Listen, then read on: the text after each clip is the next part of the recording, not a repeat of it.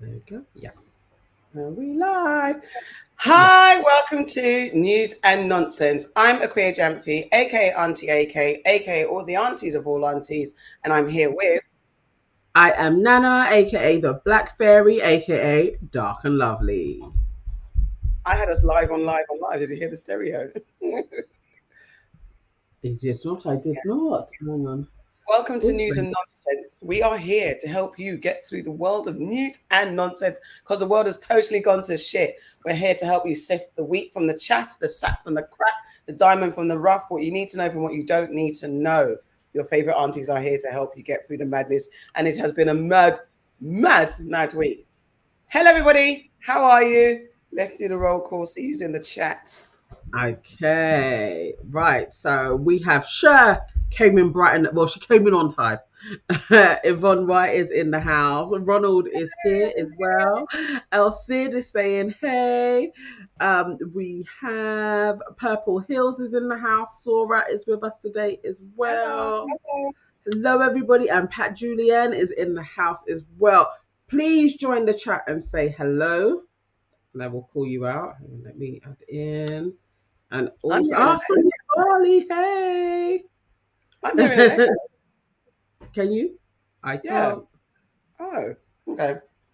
I'm not hearing one. I'm going to. So, guys, please sign up to our YouTube membership. We haven't even told you that No. for the last 2 days on Labrish, 21 people signed up to our YouTube membership. Oh, So that's so now beautiful.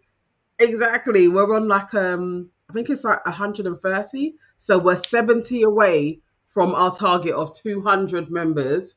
So Thank you. please sign up. I'm going to be dropping it in the chat again, and let us get 10 new members today. That would be great. Yeah, that'd be nice. That'd be a nice thing to happen. Let me get that in. Thank you. Thank you. Ah, Thank you. Ashes to Ashes is in the house. Will Smith Goat is here and says, here for the nonsense, ready for another 3 hour session. You wish.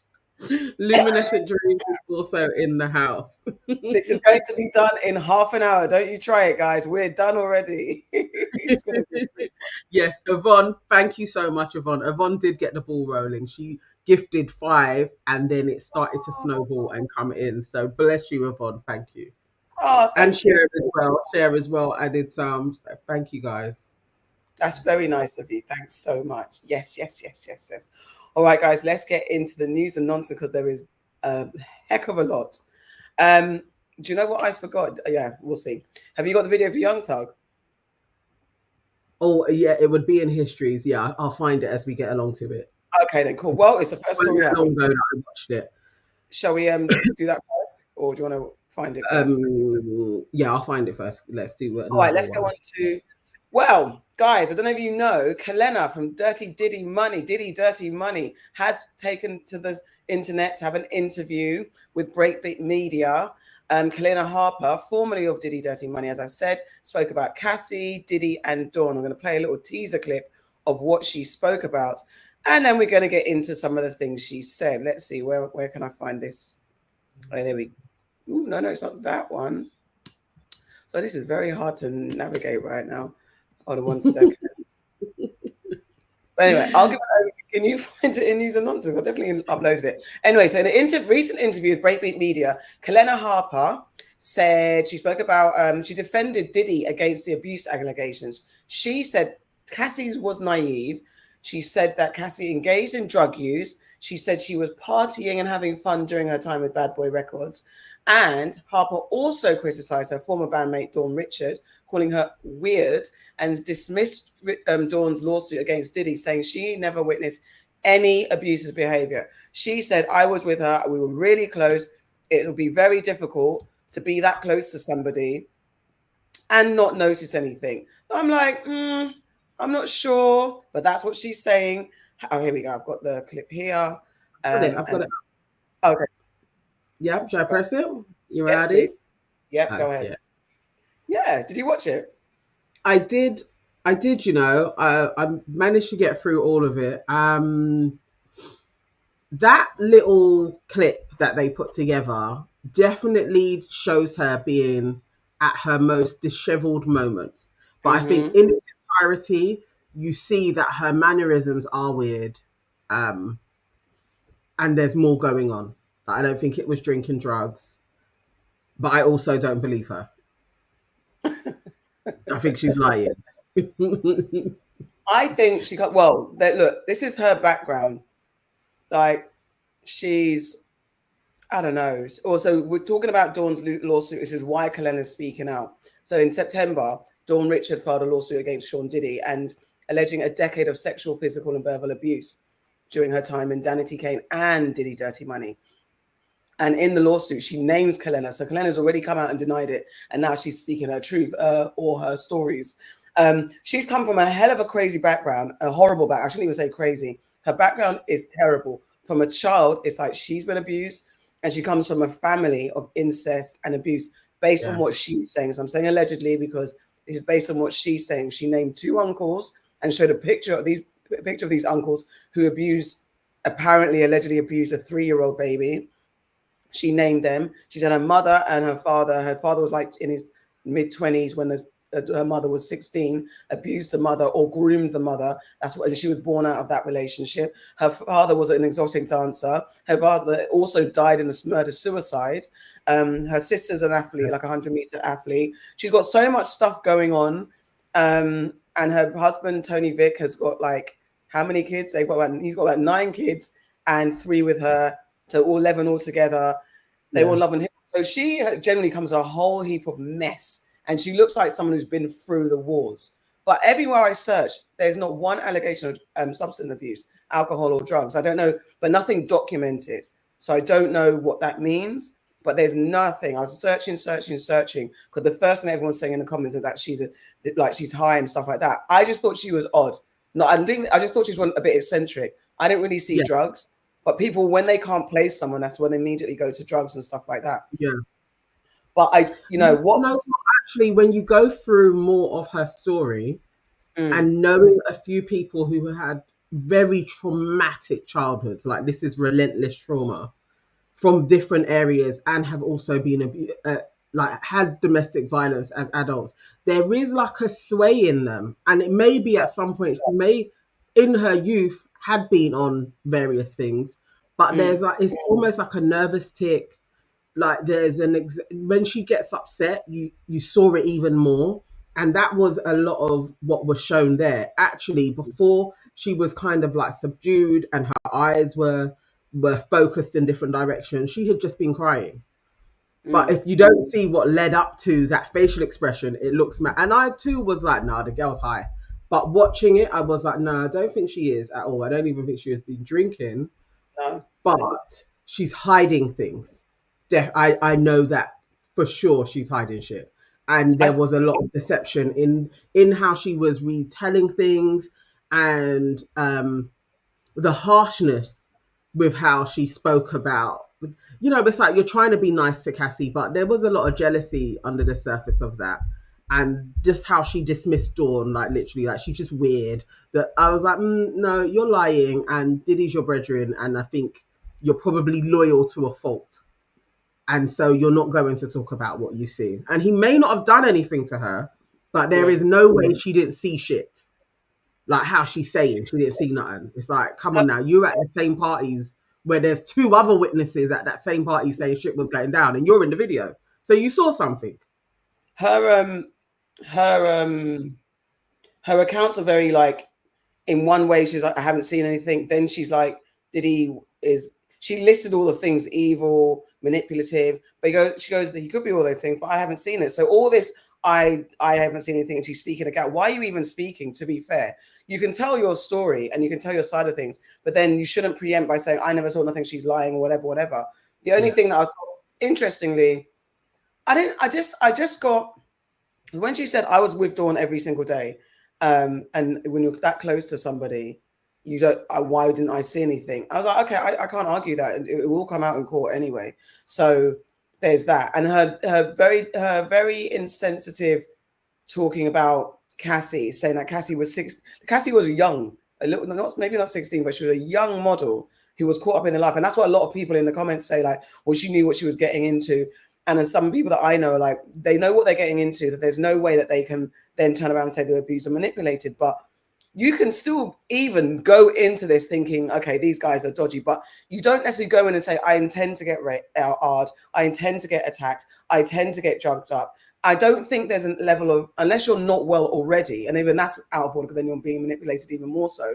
No one goes into these things wanting to come out a victim of violence and abuse. So there's, even if they go in thinking, I can handle this. Yeah, I like to get high, I like to party. I might even like a lot of freaky ass sex. That's okay to an extent, as long as you're of age. And there is an element where older people shouldn't be looking at younger people to entertain them. But from when you're legal, the law is, if you're legal, you're legal. It is what it is. If you're consenting, there's a point where that's okay. But there's also a point when it starts to be dangerous and dark. And that's what they say about the music industry. And that's what Kalena said. She said that what she's seen, that the industry is dark. The music industry is horrible. She had a whole set of circumstances that happened to her. Yeah. And how basically it's like her music, well, she wasn't even making music. She was just going to a studio and being abused. So she had all of that, but still she's like, but if I was in Cassie's position, I would have been like, I'm going to be a boss. I would have done my own album. It's literally like, what are you talking about? You were literally same age as her in a similar situation. It's just that man that who was producing you at that moment didn't take you in hand and control your life. But it's the same shit. And she had her dad dropping her off there. You know, it's like, no, you're just being loyal to him. Mm. And the way she spoke about Diddy as well, it just felt like, yeah, you're in a bind and he's probably paying you. Mm. And so you kind of have to do this run. And then also I was looking into, she has her own case with her mother who has her kids. She says it. But in this, she doesn't say about how her mum isn't handing the children over because her mum also wants money. Oh, I didn't see. Money. Sorry, I didn't let you finish. It's all about money. It's about money. And she did a live, and somebody in the chat goes through and explains, because she can't talk about it because she's in court over this. But probably a family member explains why this transaction with the children and money is a factor, and why her mum isn't handing over the children as well. So she's got a lot of stuff going on. I can understand why she would be like, Dawn, you don't even need to mention me, because I've got my own shit to deal with. That's where it's like, but yeah, she hasn't shown me anything to suggest that Diddy didn't do everything that he is accused of. Nothing. She's someone that just needs to tell her story and not. I mean, she can't because she's embroiled so much in Diddy, so she cannot. I guess she has to answer those questions. And if that's your case, I did not see anything. She didn't say she saw freaky ass shit, but she said she didn't see illegal stuff. She saw people that get down and dirty in a way that people who know might judge, but then people in the safety of their own homes might go on a little Pornhub and put in the same categories that these people are living out in real life.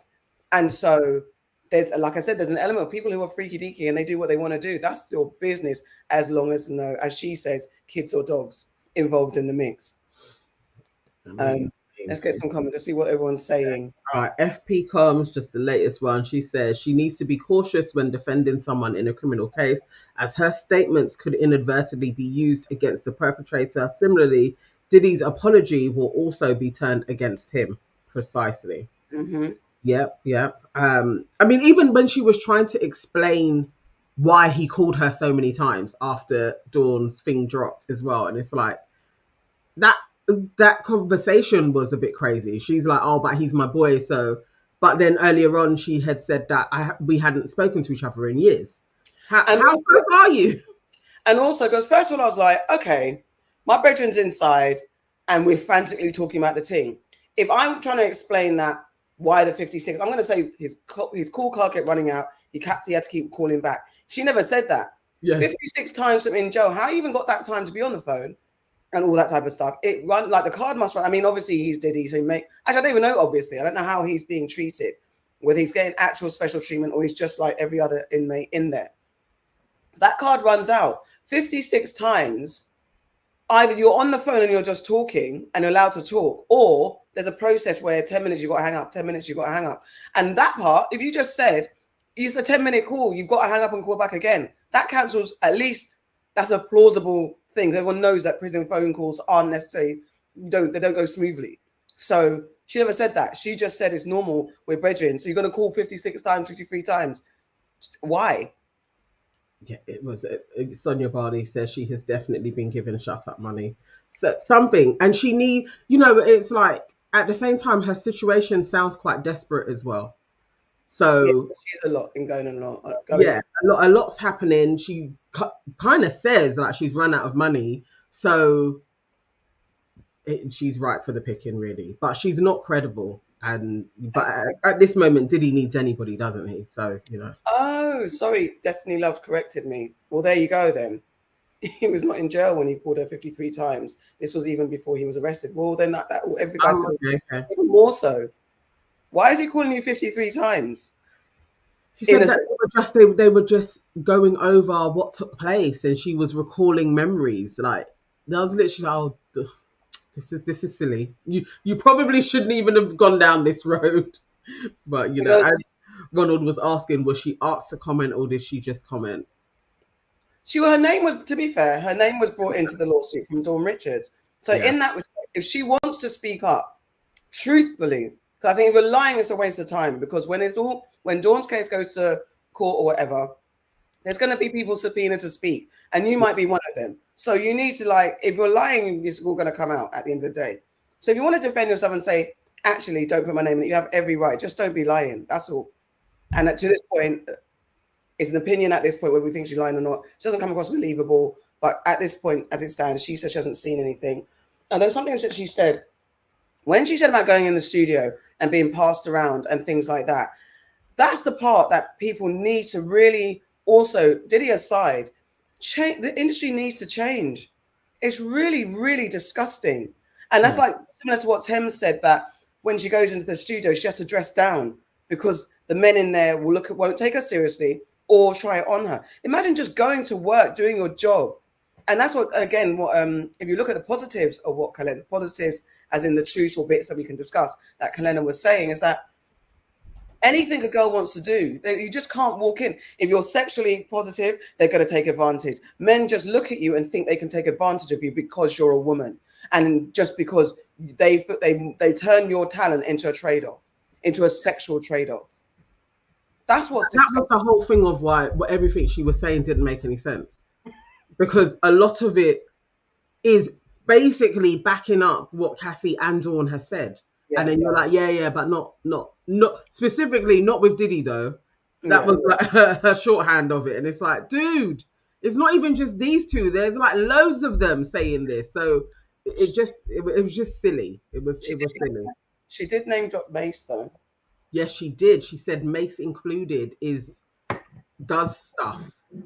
And isn't this, I swear this is the second time, or maybe third, I'm hearing somebody talk about Mace. Mace's name has been involved in some other people's stuff as well. So yeah, he needs to watch himself. Well, let's stay on Diddy. Well, is this news or nonsense? I think Kalena's done a bit of a nonsense. Yeah, a bit. I mean, she hasn't helped him if that's what she thought this would do. Yes, Mace did run to Jesus, and I didn't believe that run to Jesus either. No.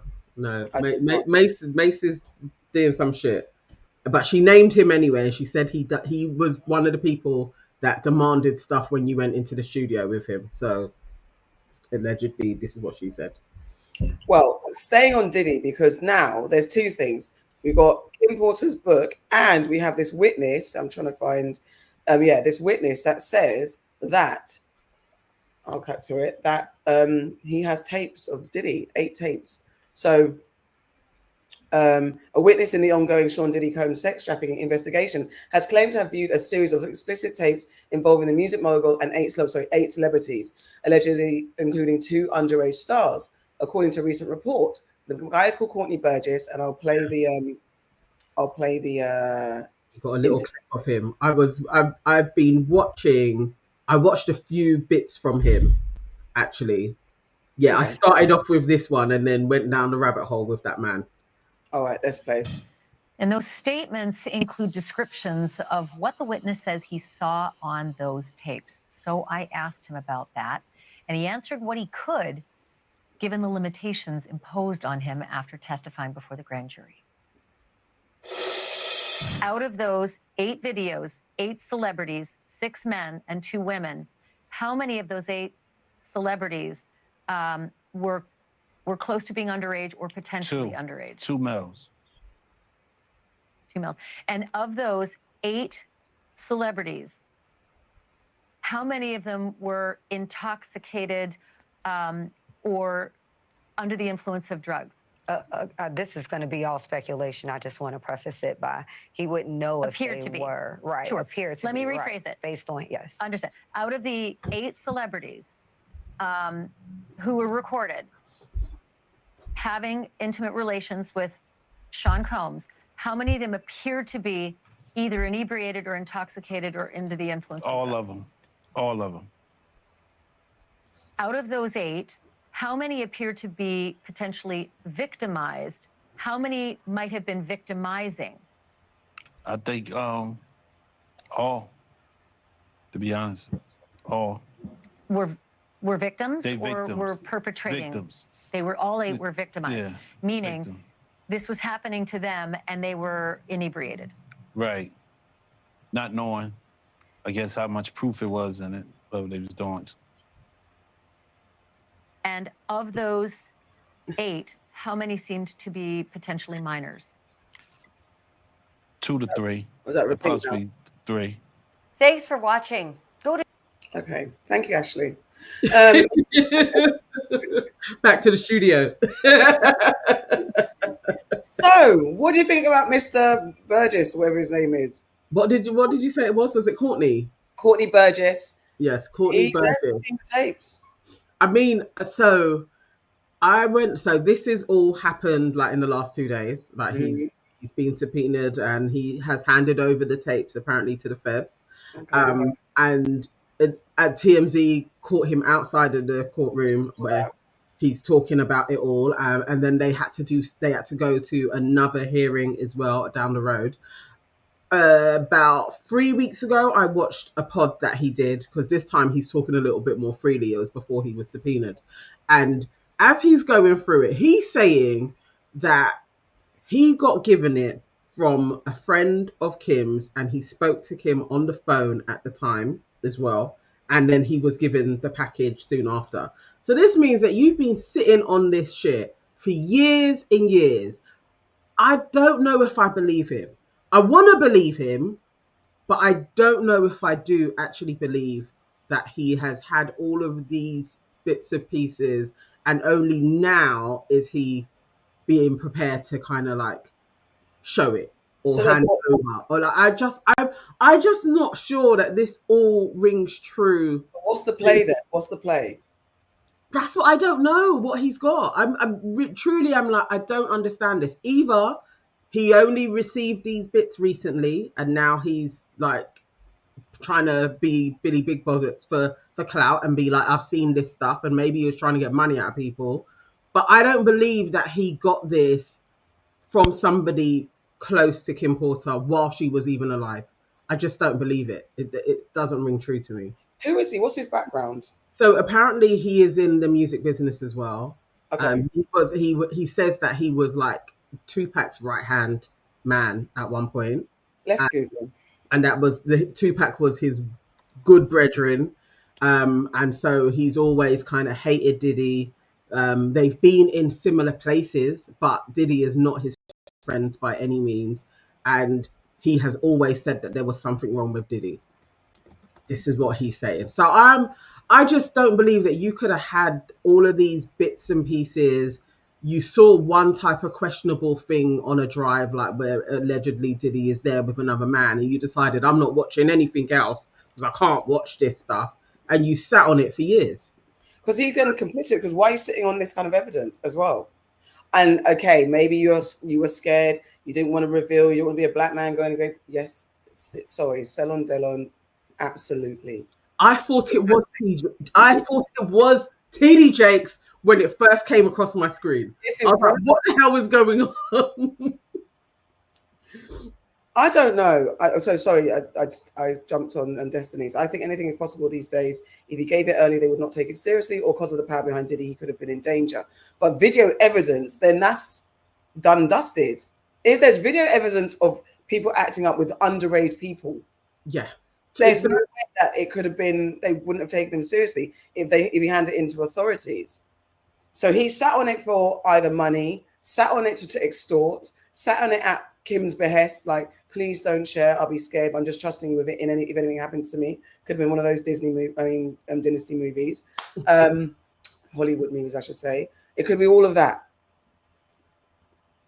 And then says maybe he hesitated because once you come forward, you're going to get caught up in the media circus. But he presented himself with it by going on pods recently. And then the feds were like, well, if you've got some shit, you got to hand it in. So I don't know.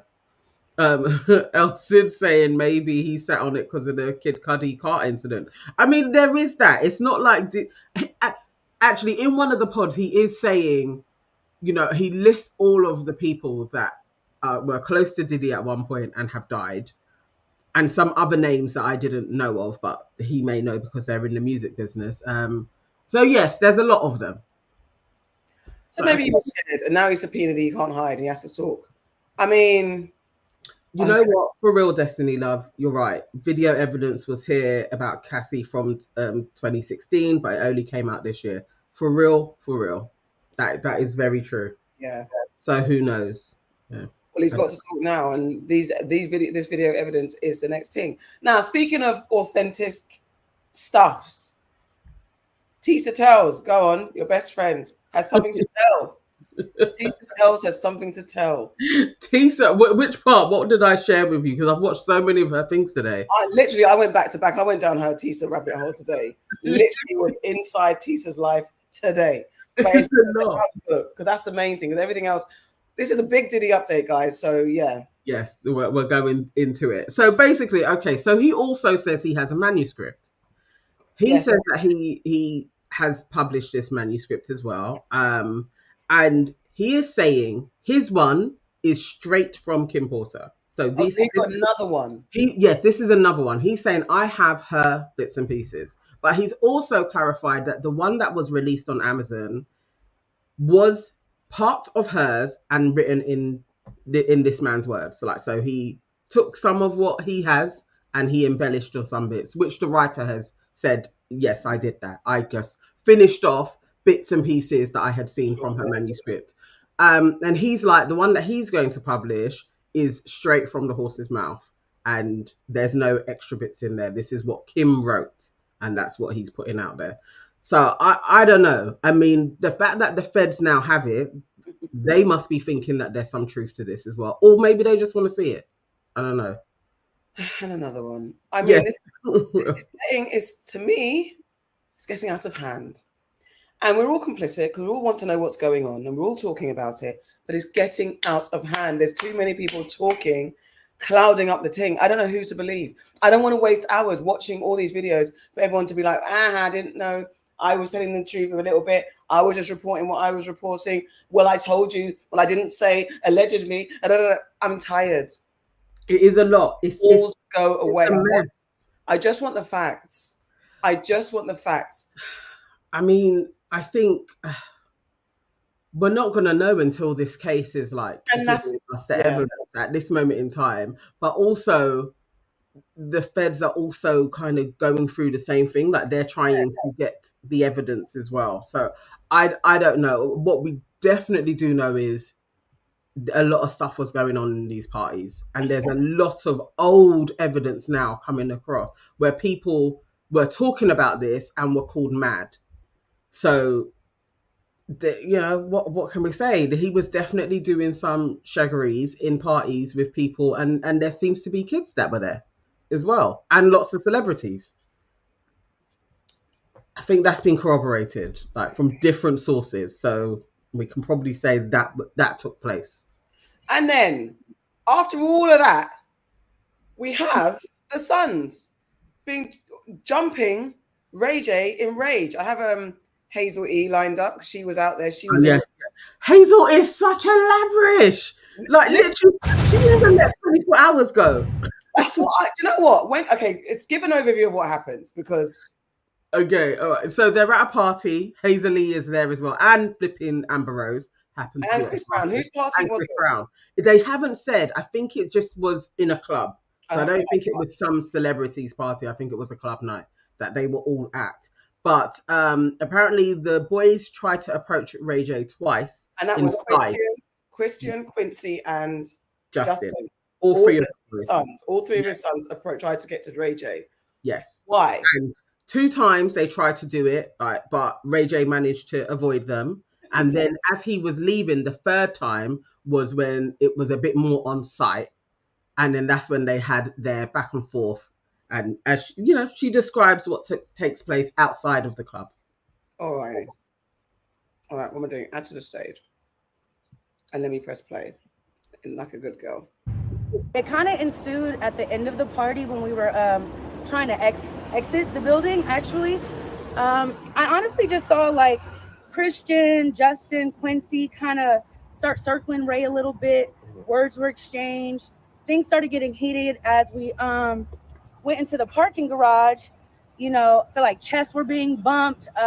Ray had a backpack, and from the last situation we were outside with the zoo stuff, he went around and tried to go grab his backpack, and he had this satchel on. So I'm like, does he have a blower in there? Like, I don't want it to really like get to this level. So out of nowhere, Chris Brown hops out the car like a freaking leprechaun out of the magically delicious sky. And like, honestly, he started breaking it up. I tried to talk to Quincy, Christian, get their stance on it and let them know that this wasn't the time and the place. I understand emotions are high. And I understand what they're going through, but for the betterment, everybody getting in a better space, I pray that all parties can resolve things equally. And, so from what you've seen, did things ever exactly get physical, or was it just words exchanged? Was there any, fist thrown or?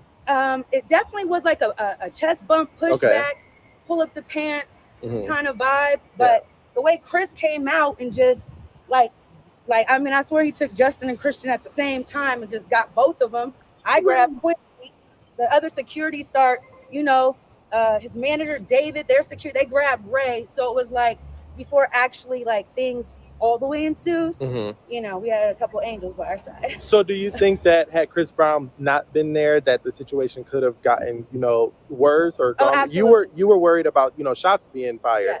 Yes, absolutely. I feel like if Chris wasn't like the bigger voice of reason in that moment, I don't think anything that any of us were saying would have toned the situation down.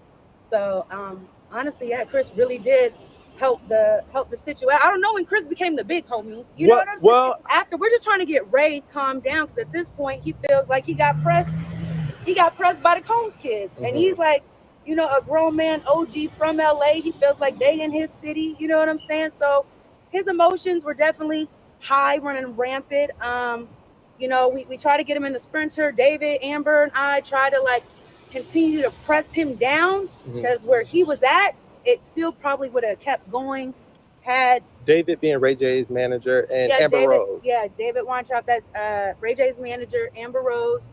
We try to grab him in our sprinter, and try to get him up out of there, because, where he was going in his mind, this wasn't gonna like be a good night. So have you talked to Ray J since? How's Ray J feeling about the situation now? Are you able to speak on it? Yeah, I definitely talked to him, and he definitely feels like, they was out of pocket, and things got to be addressed. I mean, before we get into it, welcome to the family, Tonya. Hi, Tonya. Welcome. Thank you so much for signing up. Come on, guys, 9 more to go. Let's go. What the heck? What was she wearing though? Like, what? It was all see-through with pasties over her breasts. Like, literally, what is going on with Hazel E? And what's happened to her face? Like, she literally looked like a spitting image doll. Like, what happened? That aside, okay, what she said, let's dissect.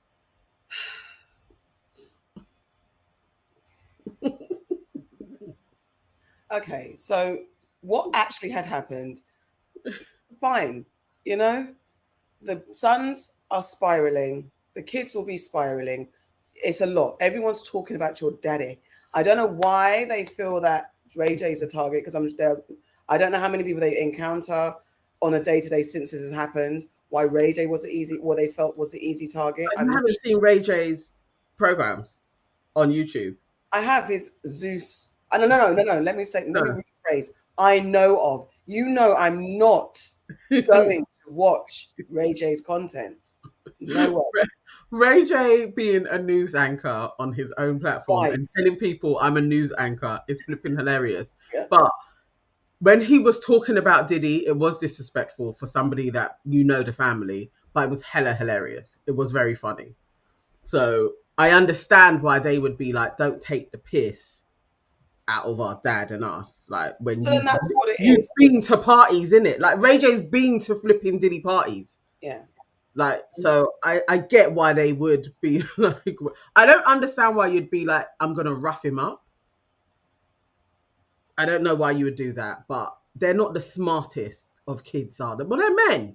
They're not the smartest of men. Like, really. 2 of them are named in lawsuits as it is. Quincy, you just need to go back to your real dad and hang out over there and remove yourself from this home family. They're a bit stupid. Which one of them tried to do a rap saying, don't check these houses, check the other houses kind of thing?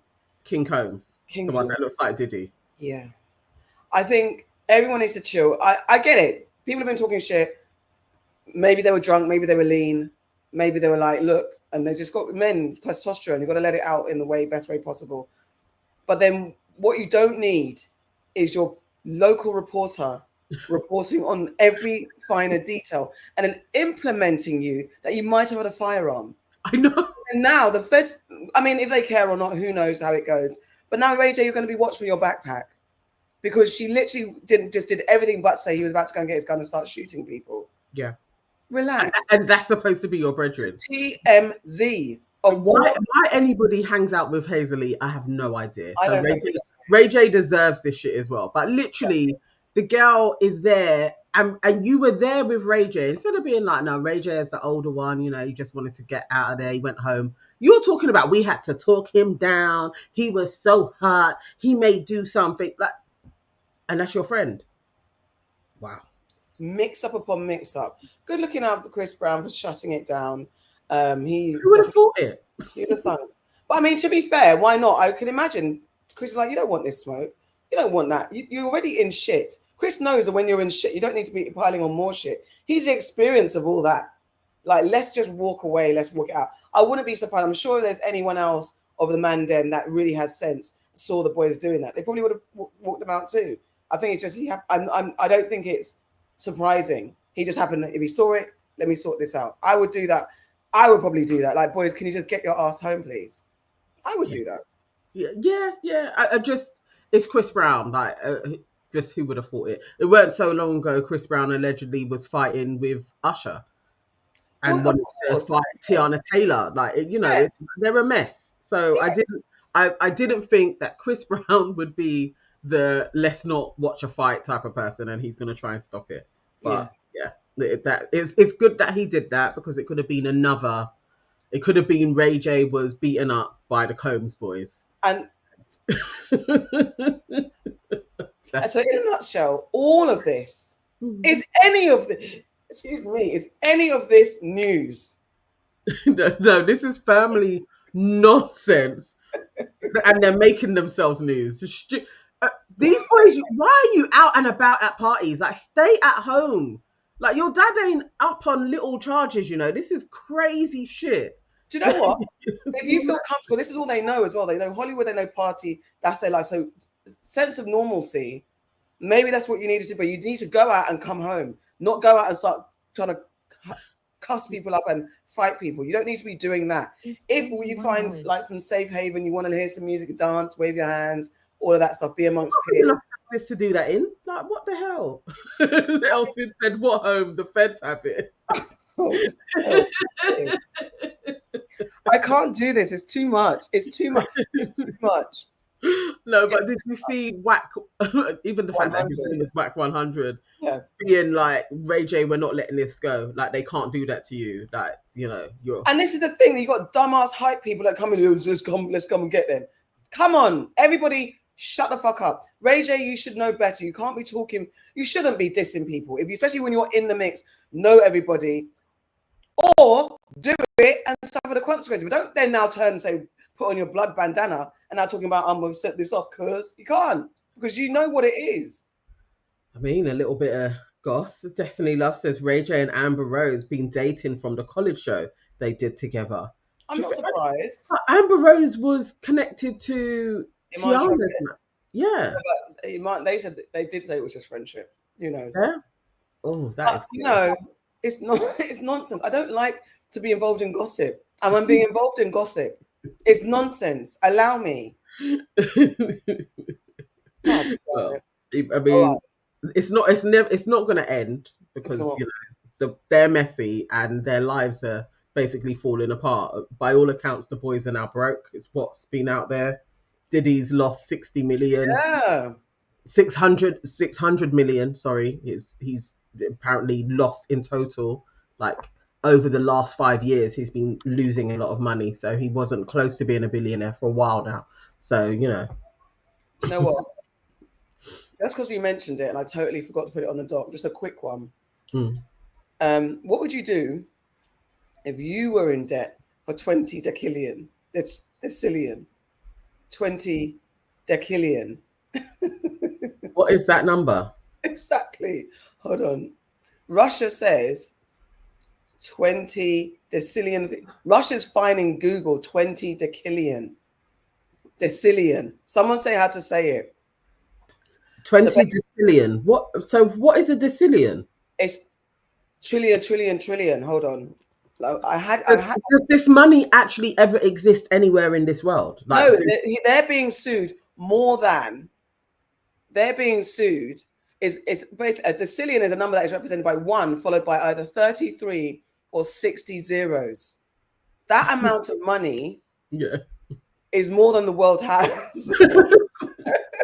And Russia, let me get an overview story. So Russia, Google has been fined more than the world's. I can't afford. So I need to find Let's see. NBC News. Okay, cool.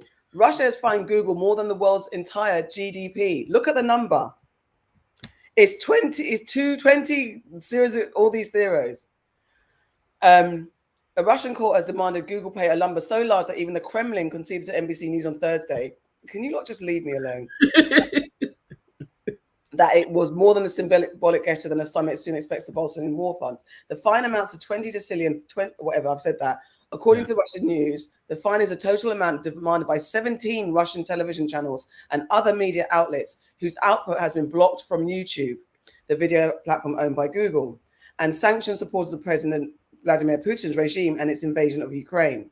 The court that imposed the fine might be in a long wait for Google to pay up. However, not only does the figure eclipse Google's 2 trillion market value, but it's also far larger than the size of the entire global economy, which the IMF says it's around 110 trillion. So we don't have the money. No one's got the money to pay. This is stupid. Stupid. And also it's in all of their clauses that they can ban whoever they want anyway. But okay, get your rocks off, Russia. Okay. Yeah, this is the number. Imagine if you was in that debt, though, there, right there, that number there. Imagine if you was in debt that much. But I'd be so far in debt, I don't care. Because I don't have it. It's like being in debt. I don't have it. Like, okay, cool. Yeah. What are you going to do? What's it going to do? My thing is, and exactly that, money is not real. That's my mantra. It's been my mantra. Money is a lie. It's not true. How can you just have... What's the point of having that number if we don't have it? Don't even say it. It's just stupid. It's stupid. Shits and giggles. Honestly, but anyway, let's go back to Young Thug. You want to take that? Okay. Oh, I didn't even look for the video. Oh, okay. Let me do the story then. So, guys, as you may have heard, Young Thug has taken a plea deal and he's coming home. Who's happy? Are you happy? Were you a Young Thug fan? A YSL fan? Is this your thing? Was he your king? So US rapper Young Thug, born Jeffrey Lamar Williams, has been released from jail after a plea deal on multiple charges, including gang activity, drugs, and firearms. The Grammy winner's trial, Georgia's longest trial ever, concluded with a sentence of time served plus 15 years of probation. If you didn't know about the RICO Act, he was also, amongst all the charges, he was charged with the RICO Act. Racketeer, Influence and Corrupt Organizations Act is a US law for prosecuting organized crime, letting leaders be charged for crimes by their group. So if Nana does a crime and I'm her brethren, we're going down together, even if I did nothing. It's often used against gangs and crime rings. So just to give another overview, Young Thug was arrested in 2022 alongside 27 associates accused of using his YSL record label as a front for a gang responsible for major violent crimes in Atlanta under the RICO Act. Prosecutors controversially used YSL rap lyrics as evidence of gang activity, sparking debates about free speech in music. The trial, Georgia's longest, faced multiple delays and incidents, including courtroom disturbances and misconduct claims against the judge. That was a whole nonsense. After failed plea negotiations, Young Thug decided to plead guilty to gang, drug, and gun charges, also accepting a no contest plea on RICO charges, taking accountability whilst avoiding a lengthy trial. He was sentenced to time served over 900 days in jail, 15 years of probation, and 100 hours of community service. Restrictions also include a decade-long ban from Atlanta, except for specific events like family gatherings and court-mandated talks. Are you with me so far? How do you feel? I play a little bit of, I think this is when she was saying he can leave. I think. To count 56 and backloaded. Count 62, 10 years to serve, also required to be served consecutively. That's going to be consecutive to count 61, also backloaded.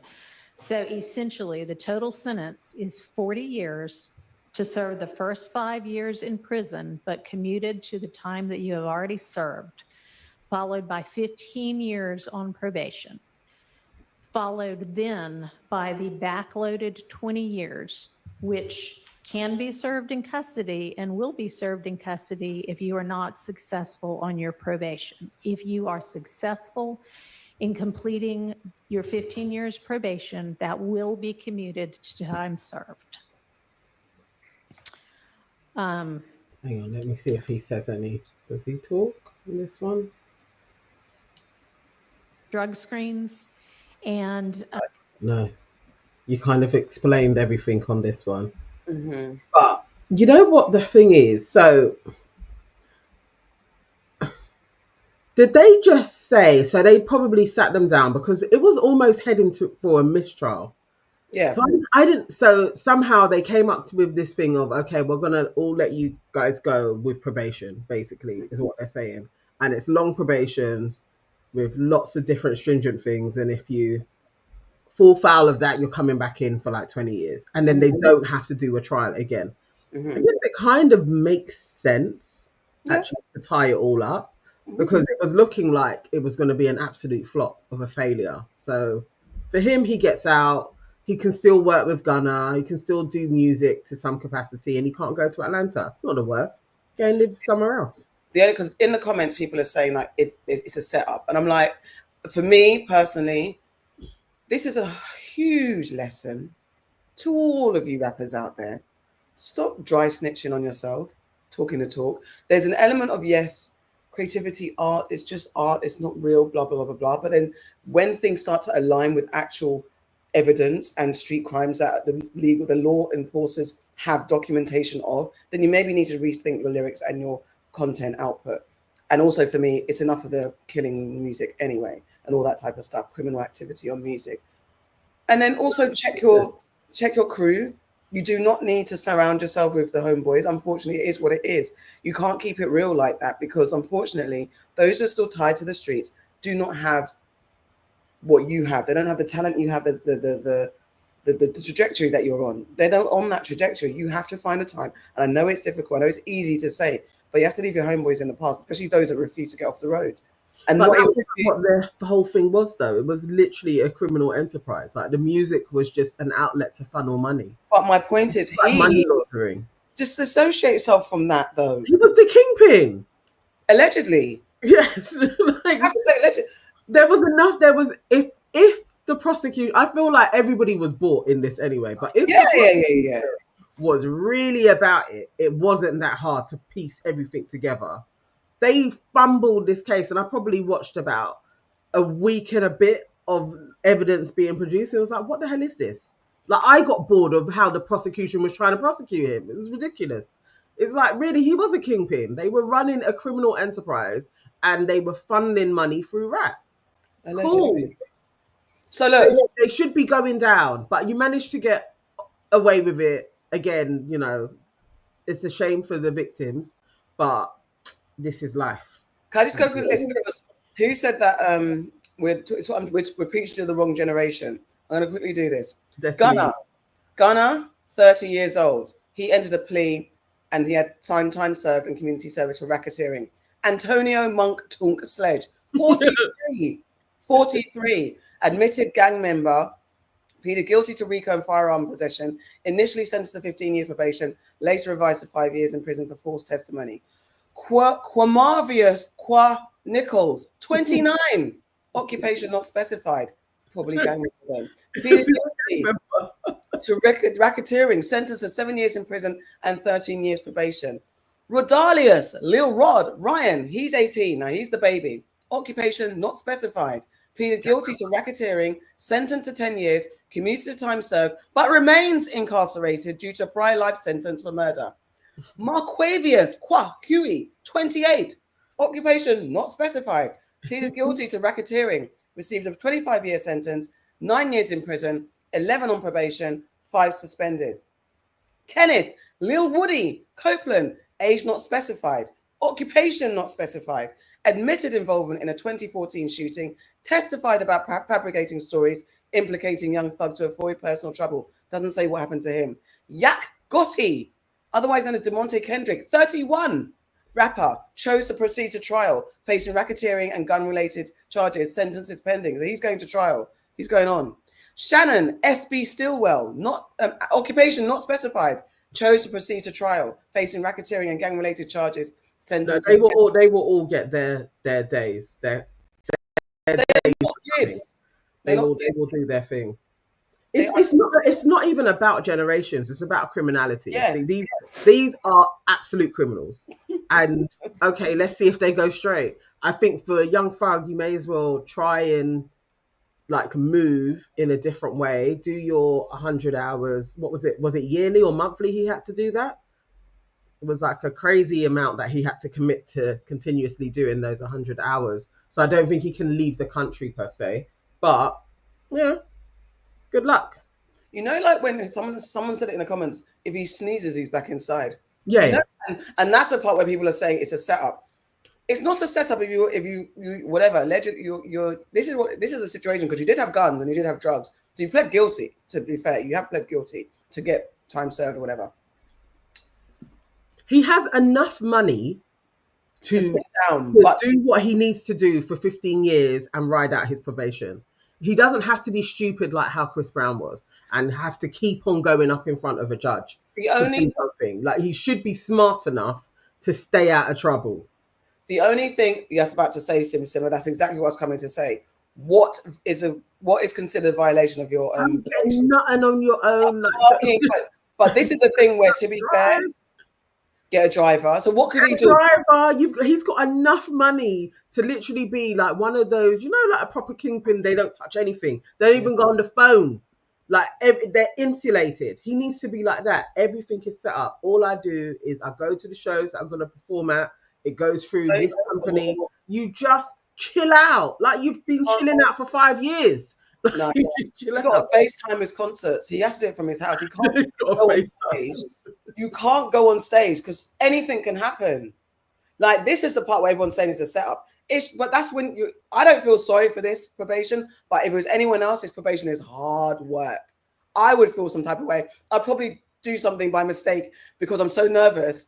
I'll probably do something like just subconsciously go and do a crime because I'm like, let me just get it over and done with. I can't live like this. That is wild. 15 years, not a pim. Yeah, random drug testing. Cool. Yes. Like, clean living, man. Go and meditate about the place. Like, he has to meditate. He has to be a vegan. Be a vegan. Don't talk to nobody. You got to change all your friend set. You can't even laugh. What's his cat? He's bona fide Bridging Wire for years. Look at all of that. All of that. Yeah. So I don't know if he can go and live in Jamaica. You know, I was thinking of where he should go. He should just go and live somewhere else, like Costa Rica or something. Like just go and live elsewhere and pop in when you got to do your 100 hours or you got a show. Just William stay Smith, out of the way. Will Smith go to? Yes, he needs. First thing should be the name to go. No young thug. You're not a thug anymore, bro. You call yourself. He's What's his also name? not young. He's also not young. How old is he now? I didn't even say his age. However, his real name is Jeffrey Lamar Williams. That's a wonderful name. Let's live with that. Jeffrey Lamar Williams. It sounds like a scholar. Sounds like he went to Harvard. Yeah. Yeah. That's nice. All right. So was that news or nonsense? That's news. It's news. I mean, it was gonna turn. It is a historic case anyway. But It is. yeah, we thought he was gonna be in forever. DJ Lamar. I like that. DJ Lamar. You can't have Jazzy Jeff. It's gone. Okay, fuck Jazzy Jeff. It could be DJ Lamar. It's definitely new, says Destiny. It's DJ Lamar. But maybe even the music industry is so, unless he turns gospel, and we don't want any more dodgy pastors, but maybe he could be a gospel rapper. And I was about to say make friends with Kurt Franklin, but definitely don't do that. No. Because then you'll be in. Yeah, I don't. Yeah. 33. 33. I thought he was older. You know. Uncle looks uncly. He looks unclish. It's a hard life. All right, so this one is stressing me out, this next news story. Meg Thee Stallion has admitted that she lied about sleeping with Tory Lanez. Okay, do we have a... We have a clip to see. We have a bit, yes. Yes, we do. Meg. So, Meg! her new documentary, In Her Words, Megan Thee Stallion revealed she lied to Gayle King about her brief relationship with Tory Lanez during an interview. Megan explained that she found the question about the relationship irrelevant to the shooting incident involving Lane, so she chose not to disclose it fully. Have we got it? Go ahead. Did you have an intimate relationship with him? Like sexual? Yeah. Did you, Megan, did you have a sexual relationship with Tory Lanez? Yes, that's my question. I didn't have a sexual relationship with Tory.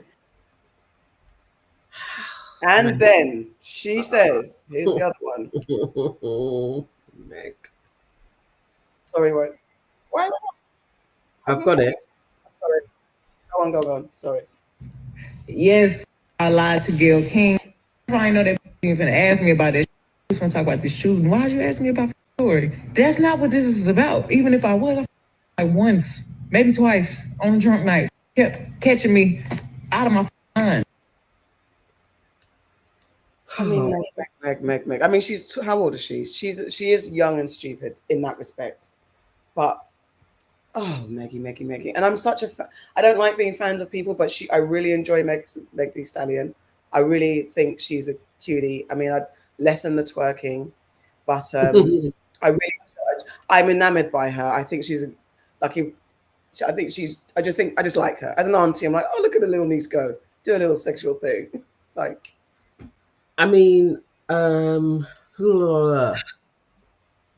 would you tell the truth? Like, you're not expecting that question to come from Gayle. You are there to talk about the time that you got shot, and you have slept with him, but you don't know that anybody outside of the 3 or 4 people that know about it know for Gayle to even ask you. Would you just lie? No, I think it's so close because this stuff is in court. The truth is in court. These papers can get leaked. What's that chick that likes to do the court reporting? The white chick that does all the detail. Megan Cunliffe or whatever her name is. Yeah. It's going to come out more at some. And Tory Lanez stays appealing this, and he's getting closer to getting heard. His appeal getting heard because now, well, there's a little bit of facts again. He's appealing his sentence. There's evidence that's been improperly admitted. He's using this interview to get sympathy to sway the jury. Megan, you should have just told the truth from the jump. I can see you off guard. You can say, that was your time to have your Oprah moment and say, Gayle, I feel so ashamed. And I just want to say, I did sleep with Tory. That's all. It was and I feel like it's a little bit like blaming Gayle Girl's a journalist. She's going to try and get, and I think it's a straightforward question to ask in this whole scenario. Everyone's been speculating. You've been denied. There's been so much speculation. It's a question that the journalist is going to ask you. I think it was a fair question. Yeah, me too. To ask, because you would be thinking, you know, everybody had said that they were sleeping together. Like this was a thing. It was spoken about. It was out there that you two was in a relationship. So it seemed stupid to not answer it truthfully. But I get if you're really thinking, nobody's gonna know type of thing. Maybe she thought it was a smart thing to do. But also, you know, Pardy has been saying that she is a liar. So this is the thing. Also saying she's not credible. But the only thing I'm not going out on a limb for this chick, because I do feel for her, and like I said, I'm a little bit of a fan for her little lifestyle, and I hope she thrives. But I don't like the idea of people saying because she lied about this, that means she's lying about the shooting. It doesn't mean that she's not credible, in my opinion. I agree. I think somebody shot her in it. Yeah. So then everybody should have been out there. Whoever, everybody else in the car needed to be up for. Did you shoot her? Yeah. And Tory was the one that the state decided it was him. So, you know, unless he is saying I didn't have the gun, and he's going to say who did shoot her, bro, what can you do? Somebody shot her. Somebody shot her in the foot, and someone needs to speak. If it's not him, then who? And he hasn't said who. He said he's just saying it's not him, and he's still trying to blame the best friend or the ex-best friend. I don't even know if he's been explicit in saying it was Kelsey. That's the thing. It's like, what? Somebody shot her. So who is it then? And why is the court? Why? Because you can appeal just to look like you're appealing, innit? Just because you want to make noise and just say relevant. But it went to court. The jury saw the evidence, because they saw more than what we know. There's a lot more stuff that we're not in there moment by moment by moment, really looking at the evidence. So the whole jury can't be bought. Yeah. He said it wasn't Kelsey. Okay, Cat Rock says he said it wasn't Kelsey. So who the hell was it? The Sky. I agree. He's where he is. He's still not taking accountability for his actions. Scary little man. El Cid says moral, don't lie on camera because it can hurt your case. Eon saying girl was weird for that question specifically. I'm sorry.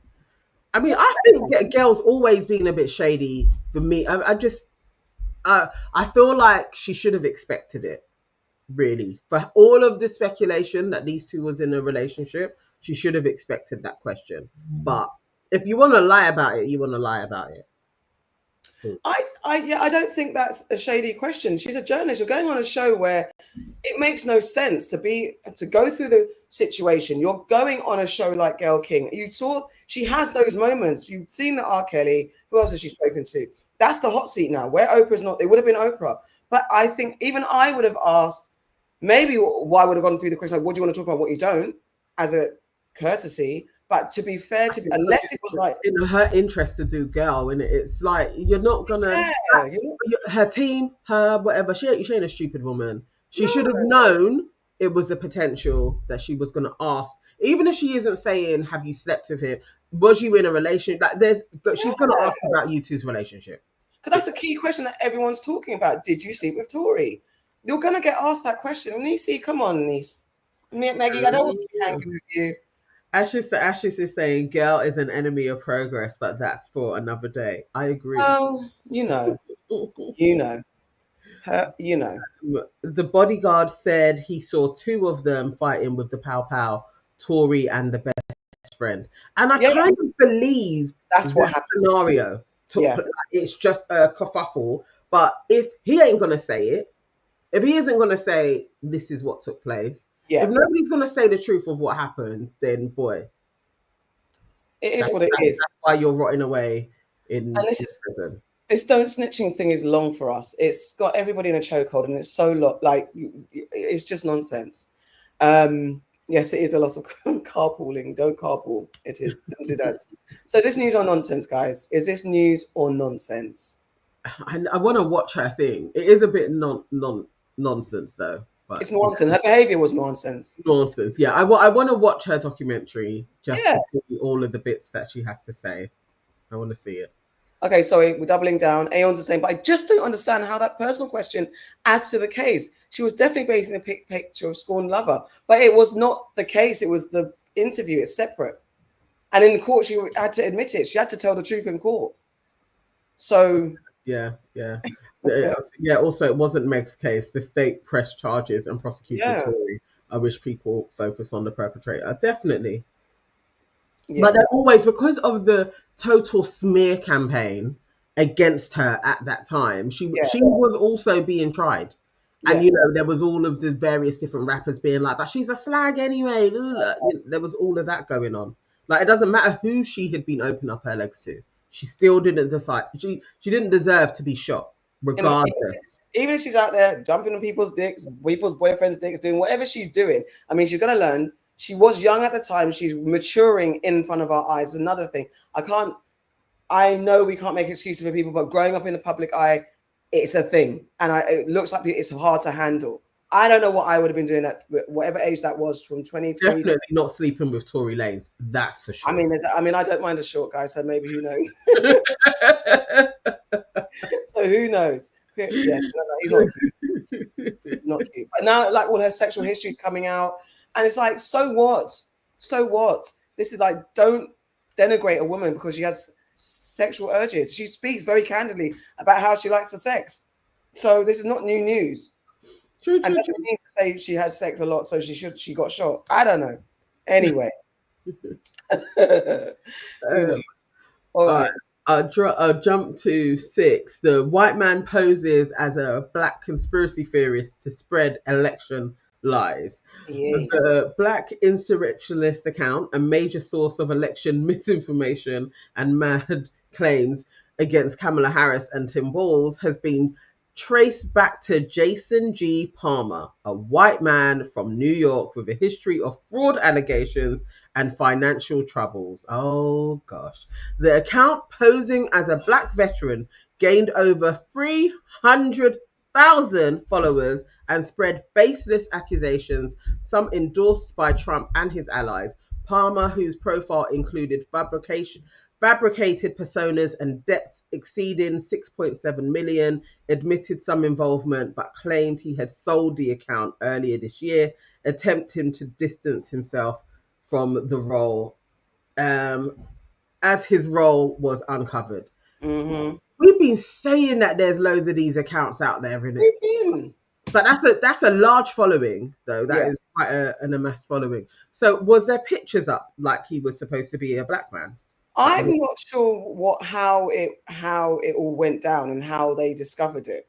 I just saw this. I was like, okay, but it's just leaning into all the bots and how we really can't trust what's going in the comments. We can't be swayed, and you can't definitely get into a back and forth with someone that's 0.8. They sound and also those people that stir up trouble. You have to be careful because we've had it with Cambridge Analytica in the last elections before the last elections, where Facebook and Cambridge Analytica all got in trouble for mixing up commentary and stirring people up to get them to scaremonger them into what's not actually happening. So oh gosh, yeah, Destiny Love is saying he did have a black DP. I just wanted to know if it was just like the profile picture, or was he also fabricating a whole black life taking place? But maybe it is just his picture was on there. It's crazy. But also to have $6.7 million in debt, that's crazy. Like, what type of life has this man been living? What has he been doing? It's one thing having this account going, but like, what have you been doing in your life that you was able to get that type of credit? For one, like, wow. Well, that sounds about white, as they say. Yeah, there's lots of it, and now's the time. I want to be studied to be black. It's not hard to just do, like, he could have just run it through ChatGPT and just done like, let's get some instigating posts and do that stuff. There's nothing. I'm so glad I didn't discover it, and then I'm so glad that we didn't be like, let's do a story because this black insurrectionist, it's the truth. Imagine we would have been like, yeah, this platform's the truth. This is it. I think sometimes depending on, especially with Twitter though, like most of the rage on there, I'm just like, I don't ever believe it's a real person unless I know it to be a real person. Like, you know, I followed them for a while, but most of the accounts that just spew shit, Was I'm he like, just? I don't think that's real. Was he just on Twitter though? That seems to be where they were getting. That's where he had amassed that large following from. Was Twitter, and it's easy. It's easily done. Like if you go through like the white ring types of stuff, it is lots of it. There will be like a black person that is there spouting like, I'm a black man and this is what I think. I'm a black woman and this is what I believe. And it's like, okay, cool, but are you? Are you actually really real? Who knows? Absolute nonsense. Well, no. This is news. Be alert. When someone's going a bit, you just got to do your research. Google, try and find the backstory, try and find who their friends are. Because look, you watched, I watched it. What's her name? Bobby. What's it called? Sweet Bobby? Yeah, you finished it. Sweet Bobby. Let's see if I can get the trailer up. You finished it, yeah? Yes. Wild. At first I was like, come on, like how? But then I was like, okay, like, I mean, she did do it. Hold on. What was it called? Sweet Bobby? Yeah. Guys, yeah. I don't know if you watched this. It is news. It definitely is news for us to just be very aware, especially with big numbers like that, because it could be easy enough that you'd think, you know, you'd have the perception that there are so many like black people who are really down for Trump, like as they try and put out there, especially with black men, like you can believe there's loads of people at it. Okay. I've heard that share about the podcast, but I thought the Netflix show was so utterly ridiculous. I can't even listen to her podcast. Who? Was her name Karat? The woman? Oh, I didn't know about the podcast. Okay, cool. So guys, if you haven't seen this is Sweet Bobby on Netflix. Guys.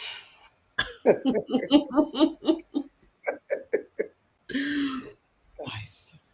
I mean, it's a British watch, isn't it? It's like an hour and 20 minutes or something. It's not like the longest of docs.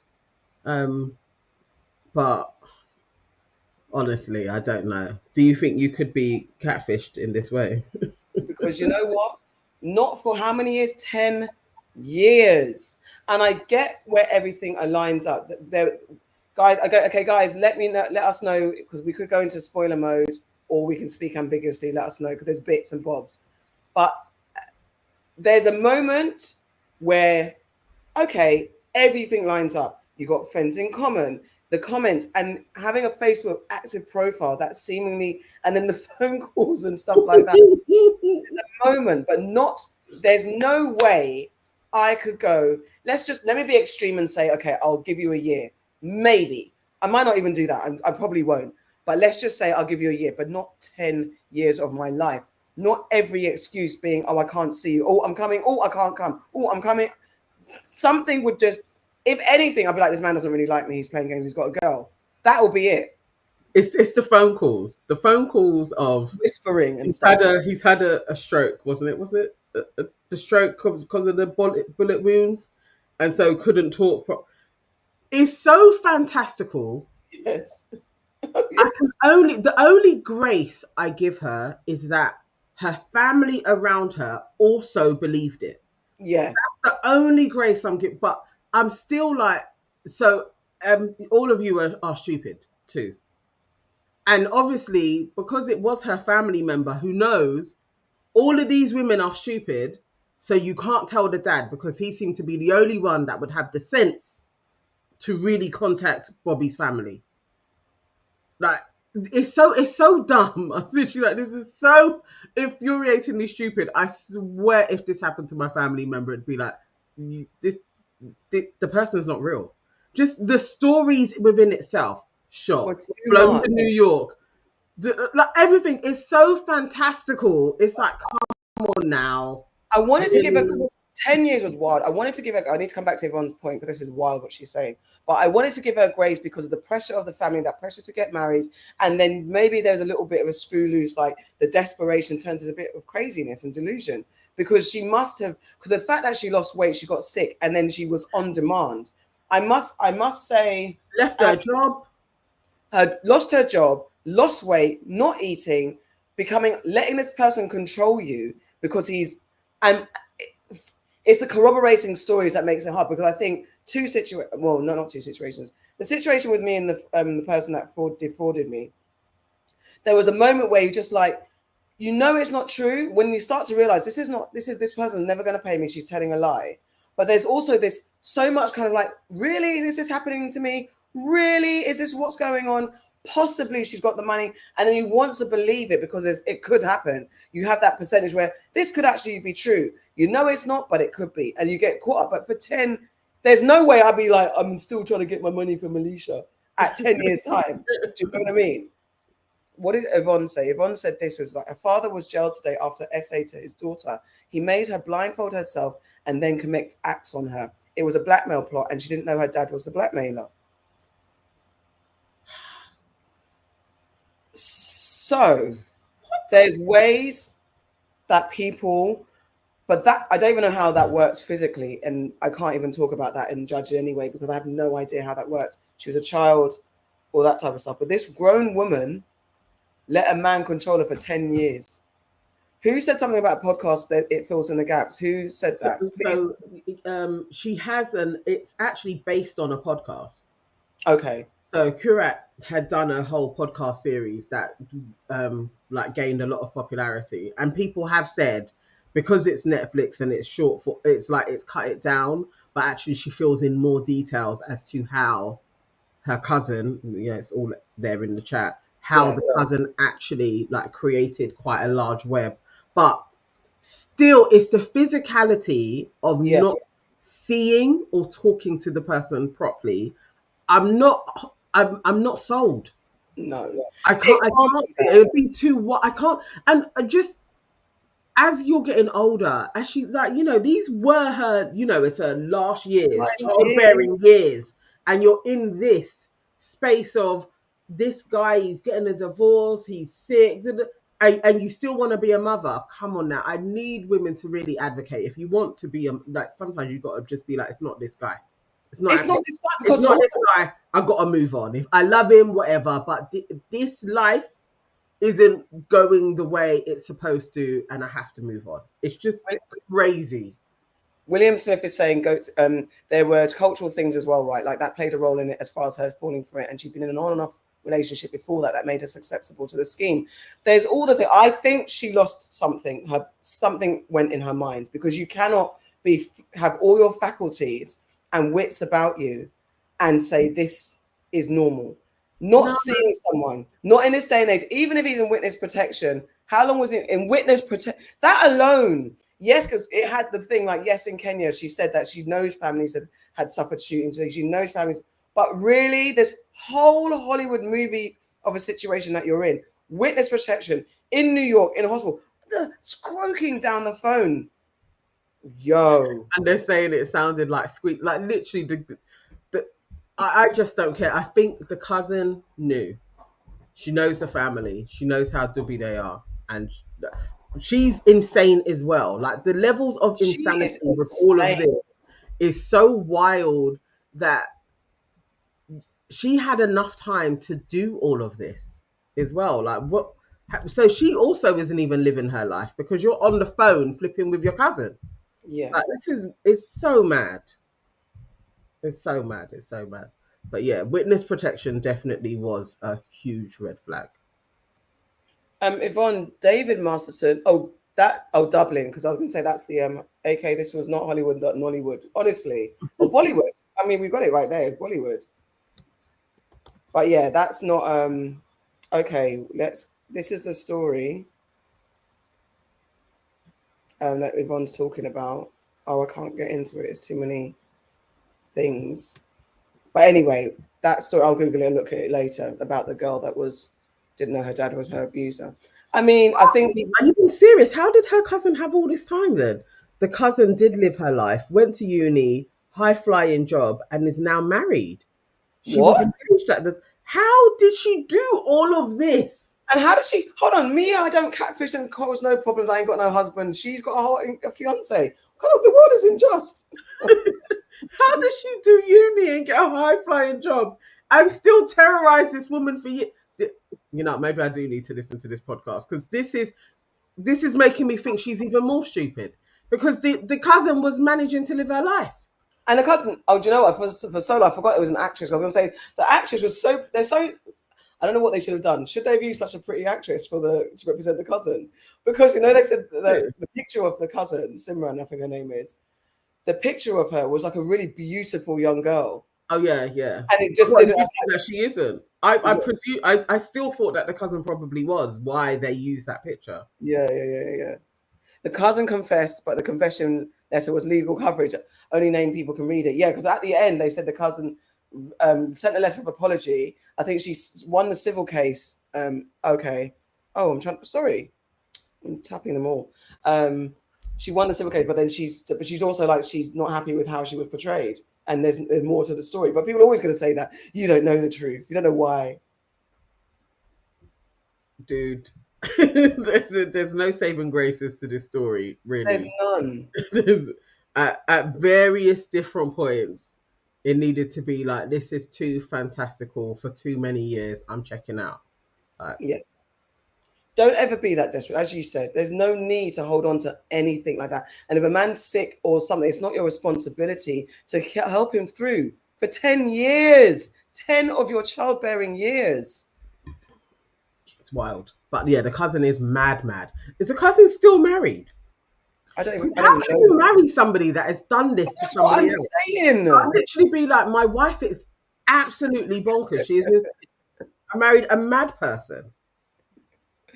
Oh my gosh, that's what I'm saying. The world is unjust. I've never done that. And here's me.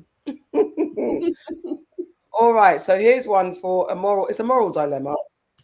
Guys, DJ Envy from the Breakfast Club has got into trouble for allowing his 8-year-old girl to dress up like Little Kim for Halloween. Let's watch it. What do you think? Let me share my screen. There we go. It's a bit of a moral dilemma, guys. Is this news? Oh my God. Are you guys taking pictures? No, we're doing the video. She about to do the whole video. She's 8 years old, guys. I can't take this. Yes. That's one of my favorites. This is so inappropriate. Like, that is wild.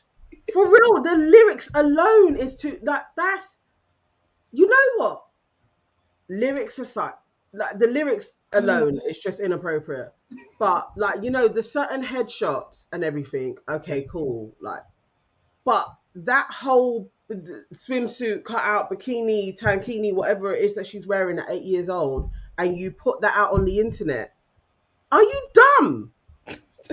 I'm laughing because I'm incredulous. I'm laughing because I'm incredulous. Mum and dad, though, and mum's in it too. Like mum, dad, older sisters. Nobody was like, you know what? No, let's not do this. It's inappropriate. No one had sense. That's one of my favorite songs. It's Little Kimberly. It's Lil Kim. Your child, and I know DJ Envy, you're a hip hop legend, DJ, all that stuff. So you're from the old school. But you cannot have your 8-year-old girl rapping Lil Kim lyrics. It's not right. Even if she mutes the bits that are risque, it's not right. And to put it on the internet, it's not. I don't know what Charlamagne's going to do. He must get buried. Like, what is that? And the cutout bikini, because people are saying it's just don't sexualize. I know we have these conversations about girls and bikinis, like kid bikinis. If you sexualize them, then that's on you. But this was literally, you don't need, there has to be a limit. She literally could have been in a swimming costume if they even wanted it. She could have been in a swimming costume. She could have been an all-in-piece, all-in-one piece, a shorts piece. The coat, trousers, whatever. Yeah. Because the lyrics alone are inappropriate. So you ain't got to dress her inappropriately as well. Why? Like, the two together is really scummy. Like, it's like, come on now, no. This is what type of shit is that? No. And you've got bigger kids anyway. Any of the older kids could have done that. I wonder what went into their mind. What went into your mind?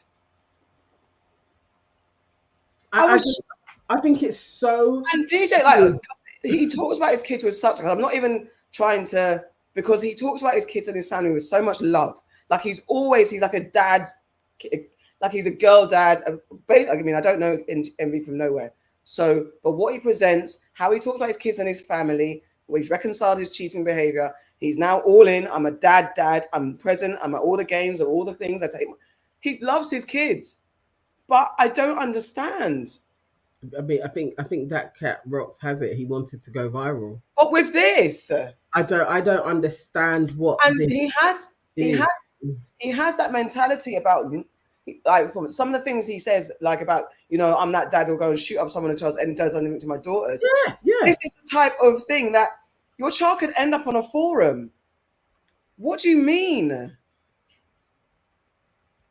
Why didn't he use the clean version at least? Also, it would have been better to put her in a tracksuit. Exactly. He's lost his whole mind on this one. All of them, man, because the wife is there too. I don't understand. They're dancing, and it's like I'm surprised at all of this mess. I'm literally. And you can't say it's on the audience. This video, Kim is sessying it. I don't even think I would be so surprised if little Kim did this with her daughter. I'd be surprised because I don't think little Kim would even. I don't think she would even be like, my daughter is gonna dress up like how I did, and I'm gonna parade her for Halloween and put it on the internet. It's so stupid. And for real, like with all of these fraud things that are like leveled at Envy, like you'd think he would just keep his head down, turn up at the Breakfast Club, do your job and go home.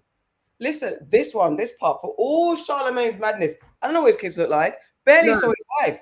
Barely see his wife. I know. He's always like they have to decide that they're going to go onto the internet. But you know, it's like Envy has had a whole reality TV show and stuff with his family. So Maggie, that's what I thought when I saw it. I was like, why is this even in this size? I know we have little humans out there, but come on. And how did you search for it? Or was it made? Maybe it was. I feel like they made it. I think they cut it up. Maybe it was like a normal leotard, and they cut it up. And that's even worse. Like you guys were there doing arts and crafts. It's flipping wild. So anyway, that was. I know. Remember, Envy is poor. He needs this to make money. He's got a job. He's got a job. I don't know. He works. I don't even understand. I mean, they're making money from the Breakfast Club, and I guess he's got his other endeavors.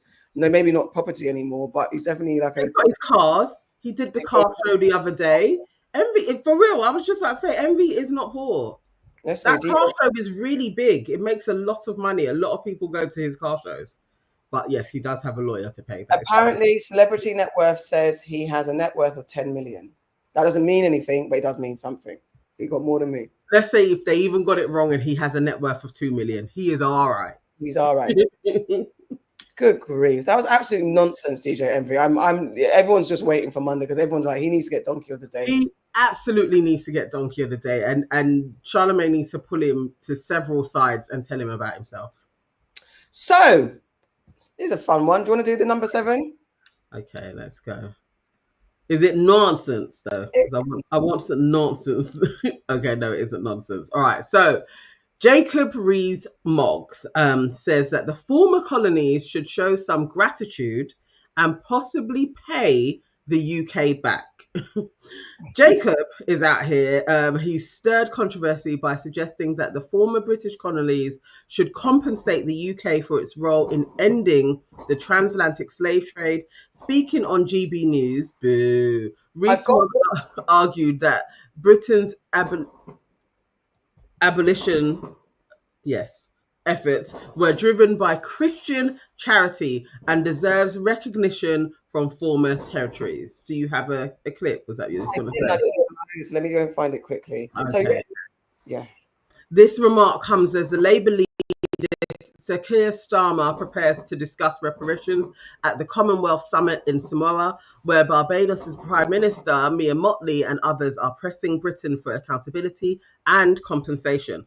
Mottley referenced studies suggesting reparations should total up to $3 trillion to address the enduring impact of slavery and colonialism.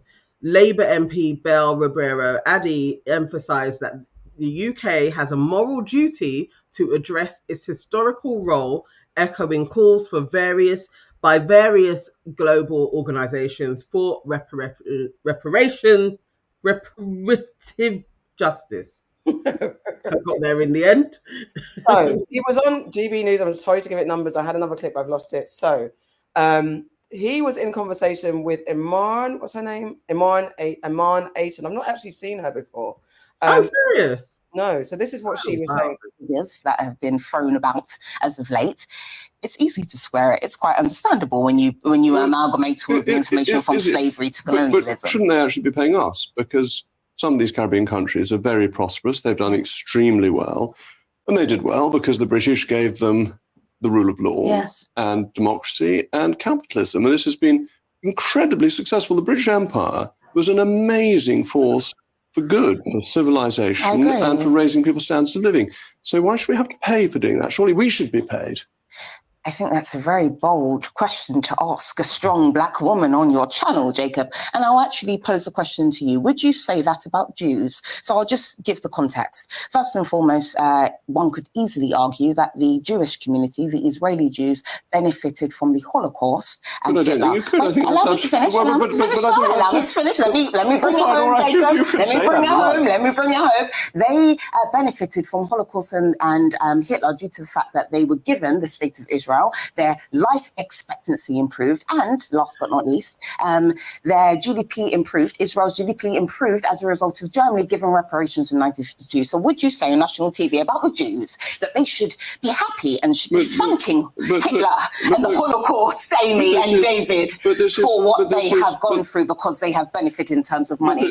I would argue that Amy and David, Jacob wouldn't say this about Jews, but he's saying it about black people. So let me know what you're saying here, Jacob. About the whole history of the British colonies, which was stunningly successful. What you've said about the Holocaust is just nonsense. He's ignored that, I'm answering it. Because the British, in the Balfour Declaration, said there should be a homeland for the Jewish people before the Holocaust. That wasn't a consequence of the Holocaust. It was British policy beforehand. Okay, so what you're saying is simply historically wrong. No. If you're going to say that I'm historically wrong, let's get back to slavery and the topic under discussion. Let's get back to what we're talking about. You want me to ignore your point. I want to address the point you just made. And it wasn't just to do with the Balfour Declaration. Let me just be clear. Their life expectancy, Jewish people's life expectancy was ruined because we're all killed. It improved due to the fact they were given the state of Israel. I'm afraid your argument is unbelievable. And Israel was given reparations in 1952 and their country improved and thrived as a result. So even if you want to ignore the fact that they were given the state of Israel, we have to acknowledge the fact that Jewish people's life improved and the country improved as a result in terms is of reparations. That Israel was the Palestine mandate and was run by the British. So if it's a success, it's a success of Britain, not to do with the horrors of Germany. But it's the British who stopped slavery. No country in the world had ever tried to stop slavery before the British did it in the beginning of the 19th century. And that's actually inaccurate. Who tried to stop it? Okay, so first and foremost, let's just deal with the fact I appreciate that. And I don't want to be combative. Don't labour the point. Just tell it. When dealing with these types of arguments, it's a natural state of mind. And I want to be honest with you. I respect you, and I think that you are highly intelligent and articulate. And I want to give you what is due in terms of a conversation. So let me just retort by saying you asked me the question. No one else stopped slavery before the British. That was your question. Yes. I want to be honest in saying if we really want to be pedantic, which is my favourite way of life. Denmark. So wait, allow me to finish, sir. Allow me to finish. I know we have limited time, but you asked me a question. But Denmark didn't have the Royal Navy. Denmark may have wanted to do it, but it was the Royal Navy. It was our power and our wealth that did it. The Royal Navy, which is the West African Squadron. I know. Can I just finish my point, if you wouldn't mind? I'll just say this very briefly. The Denmark, in terms of, I think it was Christian VII of Denmark, actually opposed slavery and announced that it would end in regards to the Danish West Indies. So in other words, Denmark would stop slavery in the West Indies, and they stopped that. Allow me to finish. Jacob. And they finished that in 1792. So Denmark, that was 45 years before the Brits. Right. I just wanted to make that clear. And then Portugal. I'm sorry, I have to look at Amy because she knows what I want. Amy, I'm going to talk Jacob. We're going to have to finish, but you're ignoring the Emperor Charles V in the 16th century. We're going to have to go. So we have Portugal, we have Denmark that finished or tried to abolish the slave trade before Britain. That is a fact. Denmark and Portugal. We've got to go to Patrick, but the British abolished it. We had the Royal Navy. Welcome back to State of the Nation. I mean, that was wild in itself. Iman, she will always get there in the end, but she's so long-winded in how she talks. That's why they get her on, because she actually infuriates everybody. Even when you're for her, you feel tense as she's talking. Because it's like, as soon as he said Britain abolished it, it would, any history student, anybody should be able to say, no, you weren't the first at all. And you can just say that.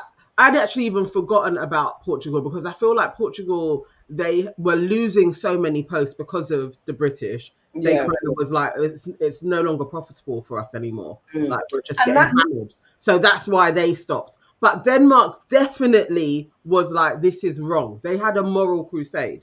So Britain can't go on a moral offensive and be like, we left morally. No, it was business. It was business. Business was dying. The abolitionist movement was so strong. It was like, okay, we have to. And also, once Haiti actually managed to get the British out, it was like, oh my God, this is going to spread. And machines. The Industrial Revolution was starting, like, they were not. It was a change.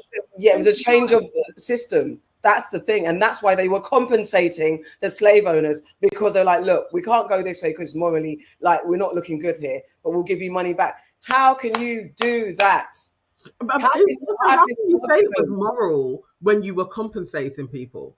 It wasn't because of Christian charity. Just give us. There's too many points to reparations anyway that need to be sorted out, and it's not just money. But the goal of the man to be saying that Caribbean nations should be paying the British. That part is so rude and I don't even know like how he.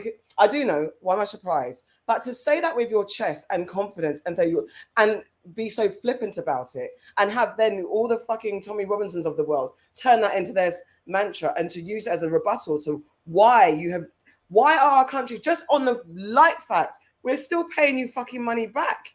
Exactly. All the black countries are in debt to the Western countries that colonized and enslaved them. And you're talking about we should be paying you. You are keeping us destabilized on purpose. You have got our jewels, keeping country rich.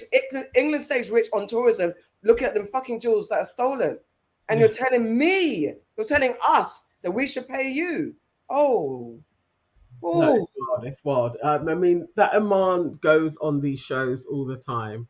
I'm not she doesn't really look like a waxworks or something. She's very animated in a real, like, different way. Like, her face always startles me for a second. I think it's her neck.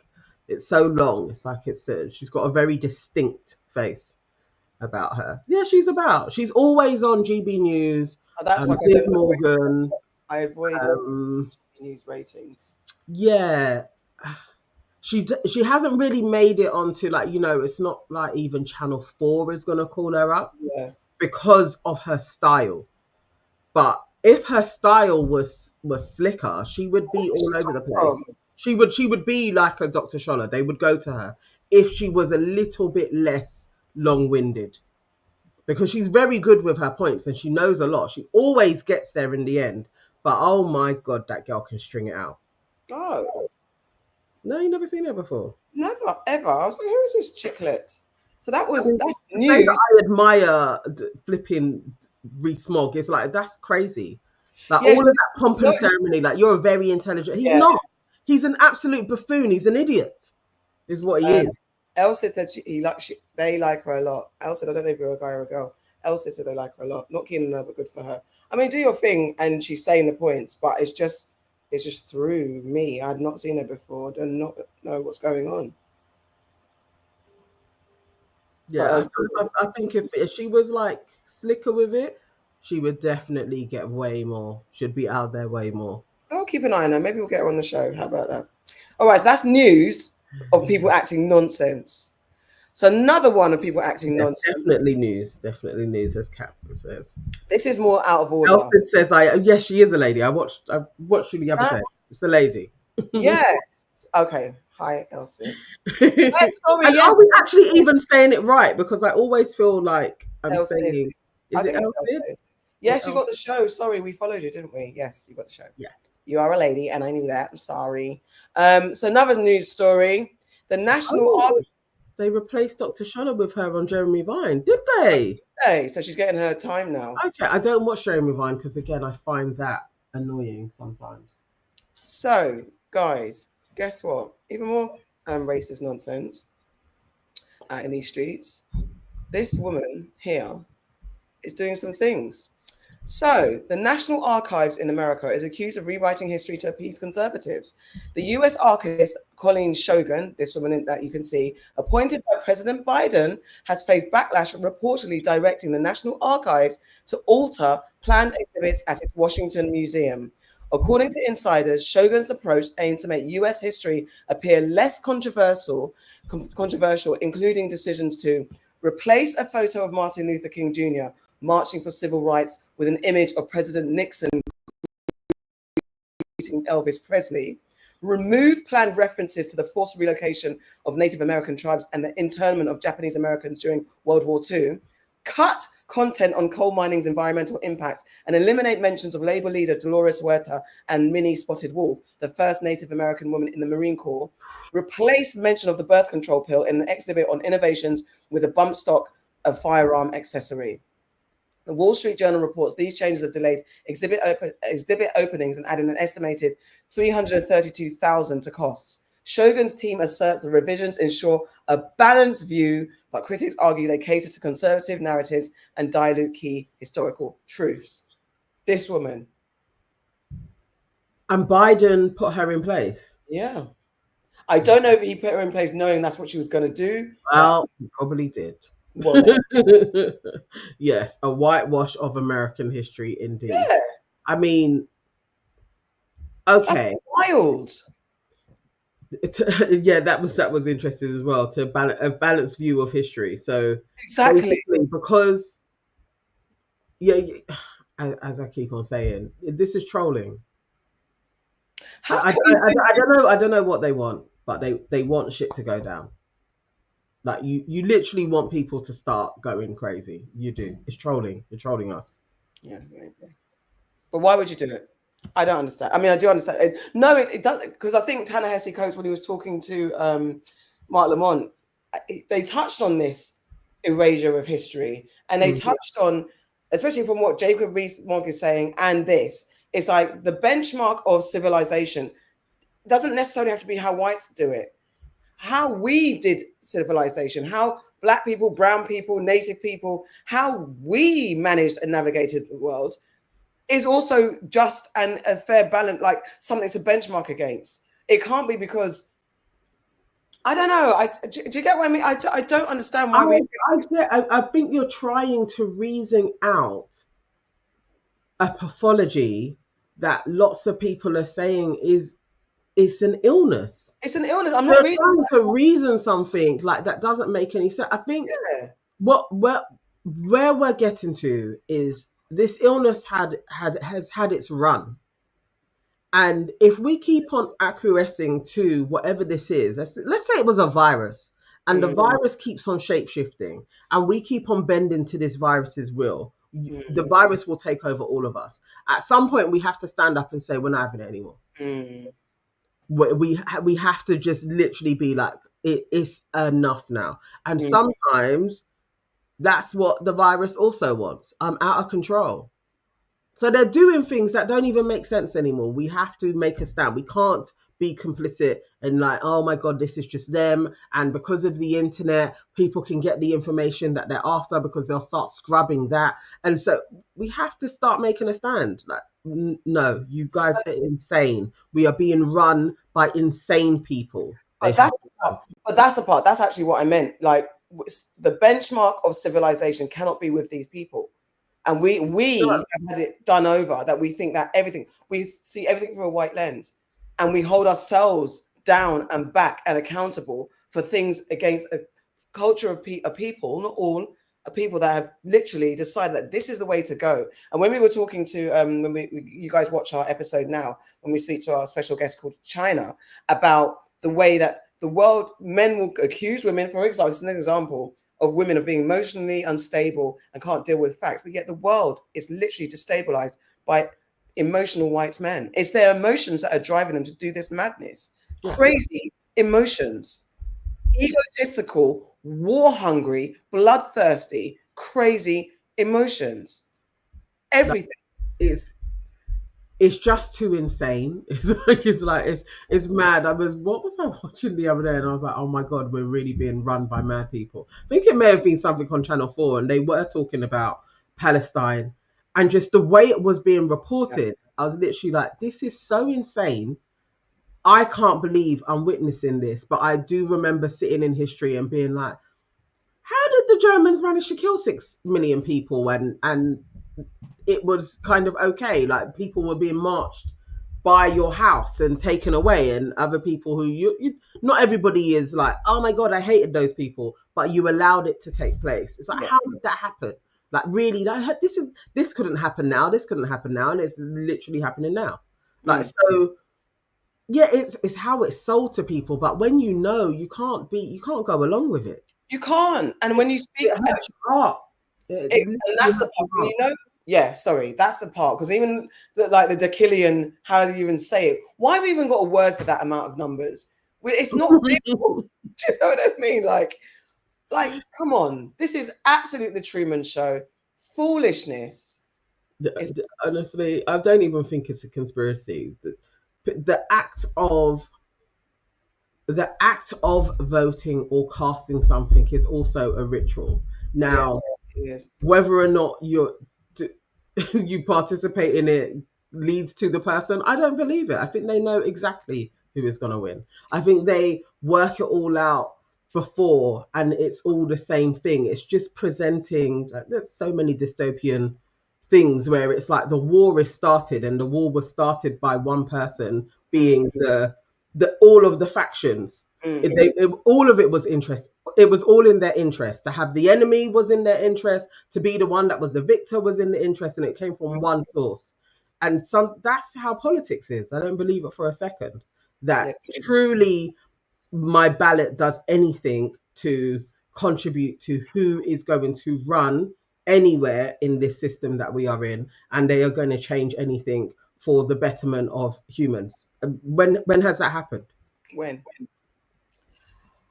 So that was absolutely, to me, that's. But still, I mean, if you guys are going to vote next week, please, do what makes your heart feel good at this point in time. And at this point, I don't even know what to do, what to say to you guys, to anybody in this situation, because it is wild out there. Okay, so where do we go? The rest is quite serious, but there's a lot of news out there. Hey, child. Okay, would you guys put your money with a Pentecostal bank? Would I? So in the UK, I haven't got a picture of it, but in the UK, the Pentecostal Community Bank, formerly the Pentecostal Credit Union, has officially launched in London, marking a new era in Black financial empowerment. Founded over 40 years ago by Reverend Carmel Jones to support the Windrush generation, PCB now aims to provide Black Britons with greater access to financial services and economic resilience. PCB is the first Black-led bank created by a leading Pentecostal church in the UK, continuing a 4-decade legacy of addressing financial exclusion. Key figures, including Tim Campbell and Claudine Reid, MBE, have voiced strong support for the bank's mission to build wealth and empower the Black community.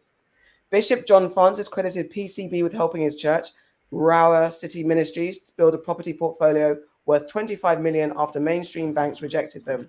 CEO Shane Bowles highlighted the bank's future plans to expand services, including offering residential mortgages and current accounts for easier access to funds. The launch has been well received with high interest from the community. The website has been busy with inquiries. It plans to host workshops to promote financial resilience. Maybe I can get the website up. Do they? What do you lot think? Would you?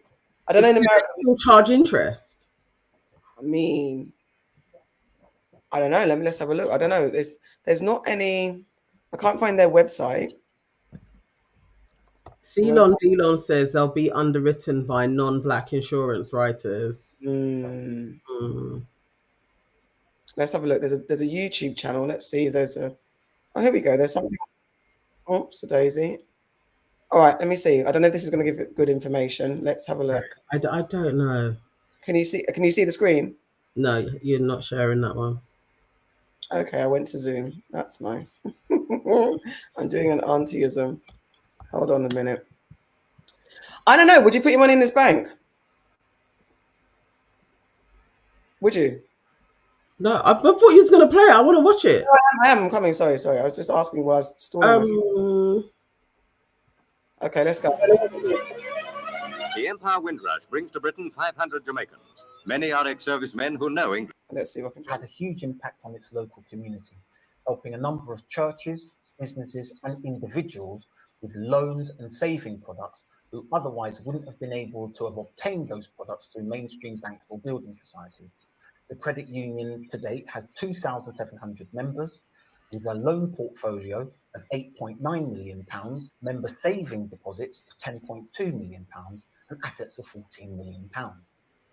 It also has a capital to assets ratio of 23%, which makes it one of the wealthiest credit unions in the United Kingdom.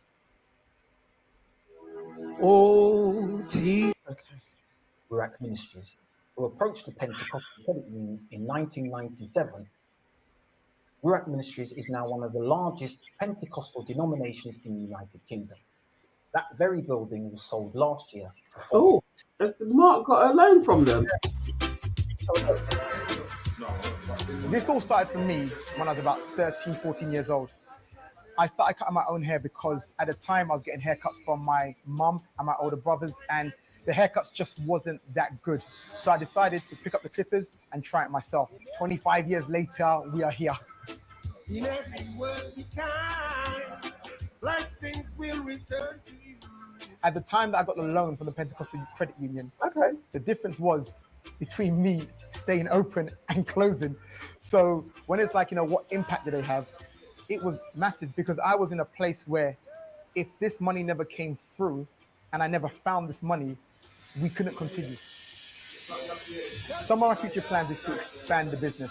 I want to add more chairs, more stage money. True love. Provides catering services to the local community. Peter was after a business development loan in meeting events. I've known the credit union through law. He's had loans. Only applied for at Pentecostal Credit Union. So lots of people had loans. This and business growth support. We want to build the narrative around successful Black people and families. However, they may be structured, building and increasing economic pride and confidence.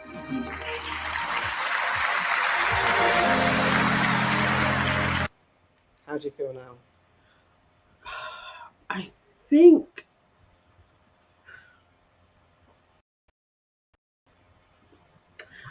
maybe.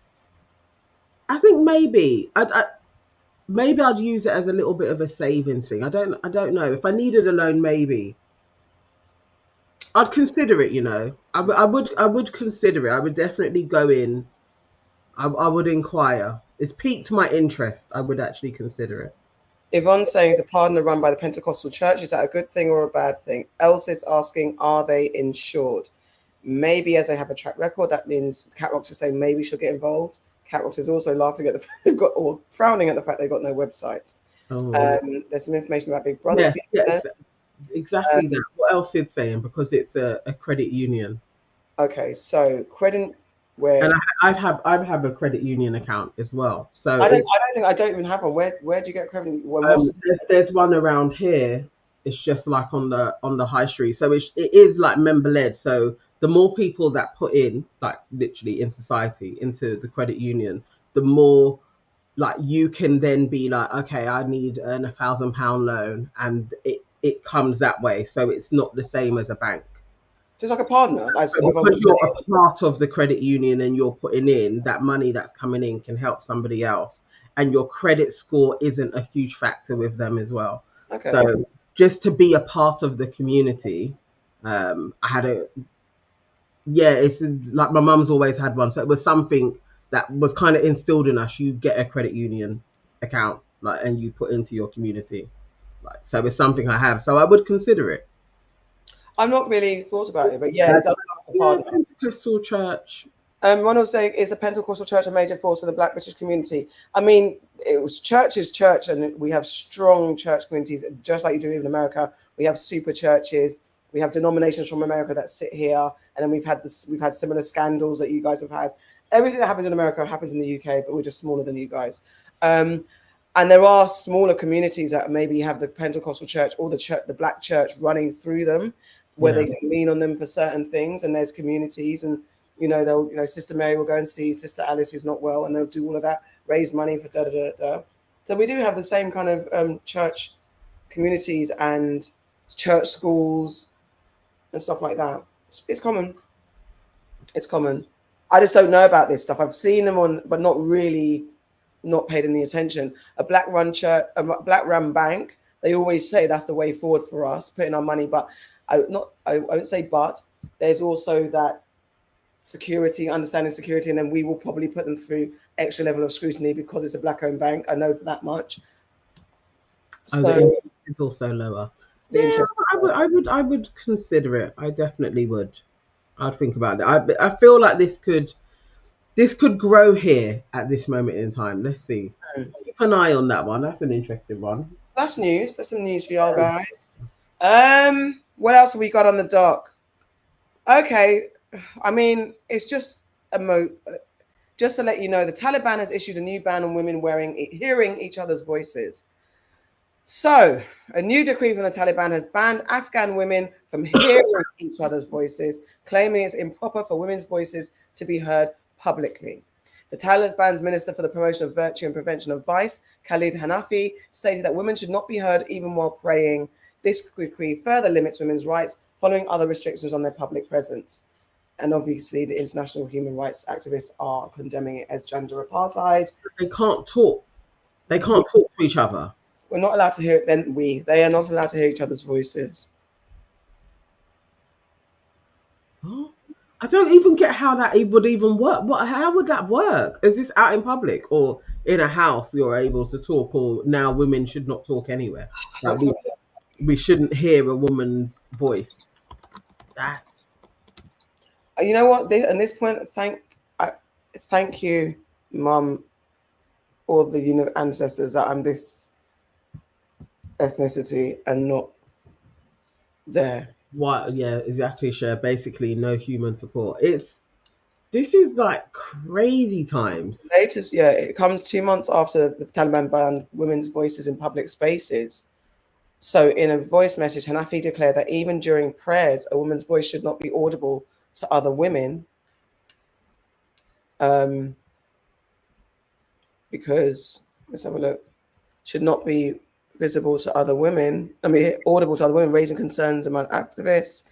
He said, even when an adult female prays and another female passes by, she must not pray loudly enough for them to hear. How could they be allowed to sing if they aren't even permitted to hear each other's voices while praying, let alone for anything else? He said these are new rules and will be gradually implemented, and God will be helping us in each step we take. An Afghan woman said they want us not to exist at all. These restrictions have reportedly led to an increase in suicides among women under the unbearable strain of enforced isolation. Oh gosh, that was the thing. I actually had forgotten about that. Yeah. I woke up stumbling across a post from Sudan. Yes, the women and the mass suicide that took place. 130 people dying once their village was going to be taken over. Yeah. literally woke up, saw that, bowed, and filed that under. Let me try and get on with my day. But this seems to be the call of these regimes. Like, you literally want people to do mass suicides, and I just want to. I don't know why women we are. It's like, as this woman said, they don't even allow us to speak at checkpoints when we go to work, and in the clinics we are told not to discuss medical matters with male relatives. The midwife who has worked in she told the channel, this surpasses misogyny. It exemplifies an extreme level of control and absurdity. And we spoke about it before. The Taliban has decreed that African women are forbidden to go to school, university, work in the civil service, protest, go abroad, drive a car, travel alone, ride in a taxi, speak in public, speak loudly inside your house, sing, read the Quran aloud in public, speak to a male doctor, play sport, go to the gym, go to the park, wear bright clothes, wear high heels, look at men they don't know, show their faces in public, own a smartphone. Come on. Come on. And then you're going to say this is the name of the Lord. I mean, there are like factions of men in Afghanistan now that are literally talking about like all that comes out is all of the things that are done against the women, but there's loads of things that the men also, because you've got to enforce it in your house, and you too can be punished as a father, as a husband, if your wife isn't, or your daughter isn't doing what they say. So everybody is being punished by this regime. Mm-hmm. They will have their own civil war. They need to. It's going to happen. It's going to, like, literally, it's like it's going to take place. Whether or not the international community is going to back them up on this, I'm not sure. But within themselves, you're pushing everybody to the brink of insanity. This is what. But see what I'm saying about this? There is something out there. There is literally a virus in a pathology. Yeah, something's going on. But it's eating men up alive first. It's in the men first, because it's like, literally, I'm not joking and I'm not trying to diss men, but the world is turning on its axis, falling off its axis because of men and their madness. Like, you can't sing, you can't sing properly, you can't go out. Like, it's like, what the hell? What do? You've got to just pray and sit there and give birth. Allow your man. You're not even allowed to pray properly, because you're not allowed to pray. You can't pray out loud. And where is that written? Where is that written? Seriously, I don't want to disrespect anyone's religion, but come on. No, they're mad. It's madness. And this is off the disrespect. This is off the script. Because there isn't any. There's no entity in this world that created us to be living here that wants us to be suffering. This is wild. This is wild to even claim that there is a God that would want this. Exactly. And is going to back you on this. It's like this is nuts. You literally, and it's a shame that you can't get insight into what is in the afterlife, because you should see it quickly. I absolutely hope so. I hope there is a full-on civil rebellion against all of this shit. Like, because what is the point? You're going to drive people to suicide anyway, because what is going to be the point of living? We can't leave. You can't just travel like that because you ain't got the money to do that. You ain't got the right visa. I may as well exit here. Even if it was like COVID, you got to stay in your house. I can't even sing.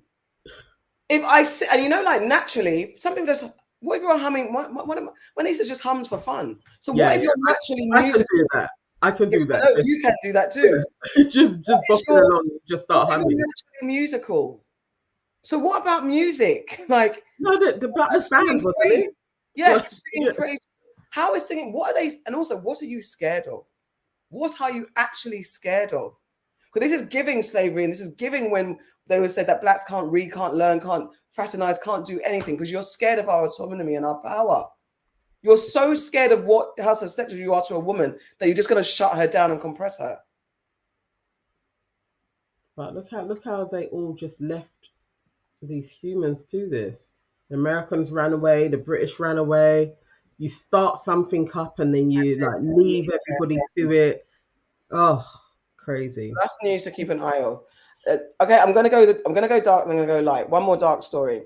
You know the Frenchman that's on trial, and Dominique, what's his name? Giselle Pelico, that had his wife in a situation. So can you imagine? An associate of his admits to copycat abuse of his own wife. What, he was doing the same thing? Listen. So let me get a new picture. It's only This was like a wife brutalization ring. Like they're just out here. This is wild. It's too much. This is it's only I've only got a quote picture of it because they haven't got an actual picture of the guy. So this guy, his name is dickhead, but his name is Jean-Pierre Maréchal, who's 63 years old, has admitted in court, it was like 2 weeks ago, to committing crimes against his wife under the influence of Dominique Pelico. Sorry, Dominique is the guy, the French guy, the wife is Giselle, who was accused of drugging his own wife Giselle and facilitating her rape by multiple men over nearly a decade.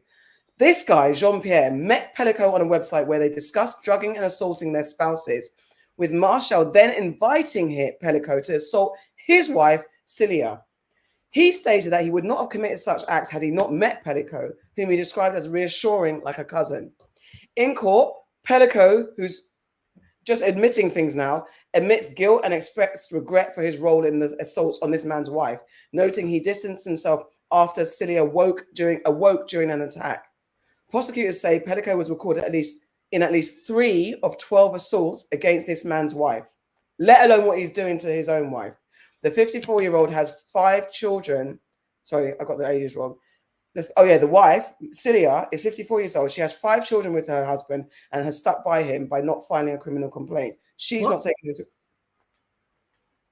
Mate. In contrast, Giselle Pelico has insisted on a public trial. She's 72 years old in an attempt to expose her former husband and the 50 men he's accused of recruiting to do whatever they did to her. She gave a powerful testimony in public trial saying it's not for us to have shame, it's for them. Men are fucking up this world and men are doing this to women. But how can the wife be like, no, I'm going to stick beside him? She's brainwashed. There's something. I can't even talk on her because you have to not be well.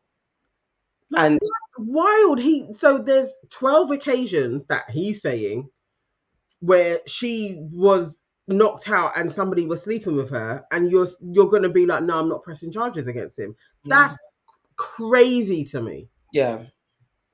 She must be traumatized. You have to be traumatized. Stockholm syndrome for grown women only, Stockholm syndrome for true. You have to be traumatized that you're not seeing what this guy did as the need to scarp her. Or because he's come forward and been like, he made me do it, Gov. Like, what the hell? Exactly. You met on a site and discussed how you were going to do it. Why did you find that site? So you can't say he coerced you. You went on the internet and you found the site. You started talking. Why to are you him. even looking for these sites? Exactly. You linked up with him. You went to his house, did shit to his wife. Then you're like, you can do it to my wife. No, saving grace. Jean-Pierre didn't do it to Giselle. He didn't do it. He was just like, you can come and do it to my wife. One little crime that he didn't do. He didn't do it back to. This is crazy. This is nuts. Oh, I'm sorry. Like, we have living a long life of being told that we can't cuss men, we're nags, we're this. But I'm sorry, and enough love to all our men who are in the chat contributing. This is not about you, but it's about your brethren or your fellow man, because the world is on its knees because of man and their depravity. And yes, there are definitely women that contribute and feed into the madness, but the world is run by men. Yeah, and the woman did say she didn't want to break up her family, but oh my God, I swear, sometimes it's a bit nuts. It's too much. I wouldn't be seeing that man as my family because he could do that to me. How? We're no longer family anymore. And you've got 5 kids. I don't know the ages of them. She's in her 50s, he's in his 60s. So they're probably grown. Youngest maybe 20, maybe. God. Gross. Oh, Lord. So that's news, and that's horrible news. We can go to nightlife or a prison in America using robot security, because I'm scared of the iRobot situation we're heading to. What do you want to do? Hang on. I was looking for some nonsense. I swear I saw some absolute. Well, look, okay. How about this? The other day. What? What have you found? It is nonsense, because Twitter will allow people to see who blocked them, and if the social media's moved towards that, so how do you feel about being able to see? You can't. Wait. So this is what the story is. As of September, X, formerly Twitter, has introduced a new policy where users you've blocked can view your public posts, though they can't or engage with them. So previously, blocked users were unable to see your post, media, or profile details. Elon Musk, the owner of X, expressed dissatisfaction with the block feature, favoring a stronger mute option.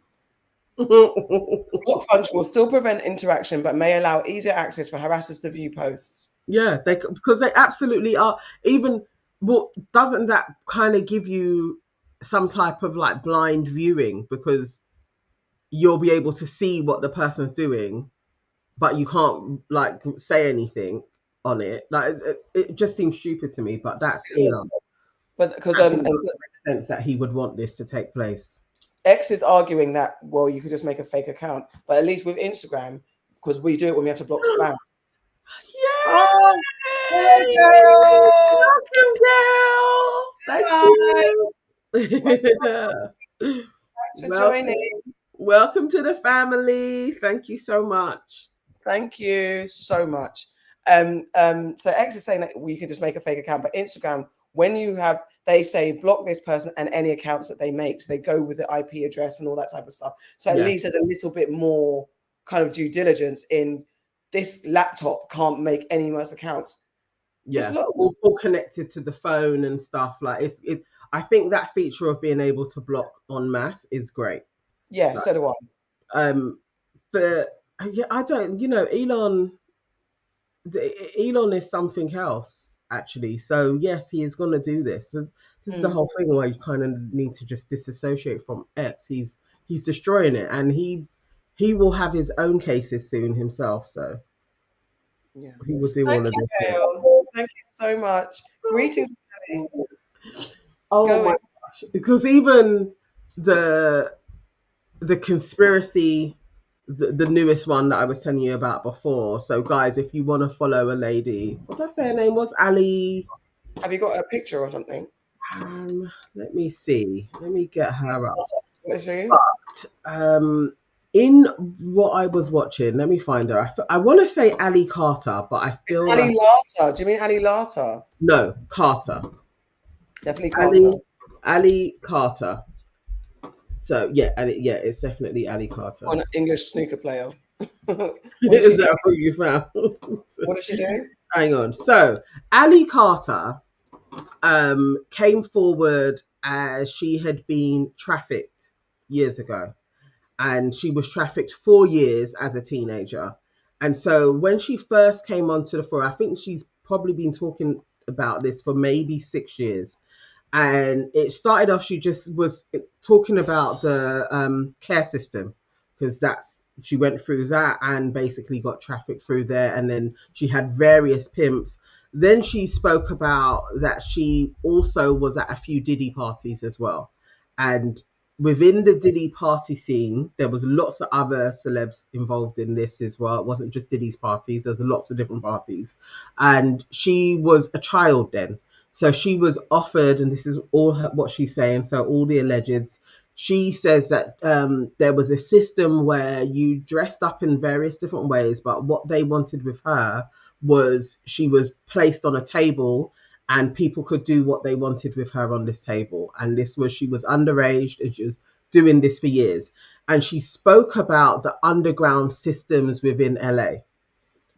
This is years ago that she spoke about it. She was like, there is whole mini cities down there, like cars can drive down there. There are parties that take place. There's even houses that are underground and they're set up, and this is where the kids get taken through. And it's not just kids, women, men, they get trafficked this way and they can move around the city very fast. And if the police get wind of it for some reason, maybe somebody doesn't know that this is taking place, like they haven't been bought off, they can be hurried out. Lo and behold, we have Elon Musk in an interview with Gayle King showing underground systems as well that are taking place. So I was watching this, and then my favorite person, Tisa, picked it up as well, and I was literally like, no, this is crazy. Like I stumbled upon it, was like, I'm not sure.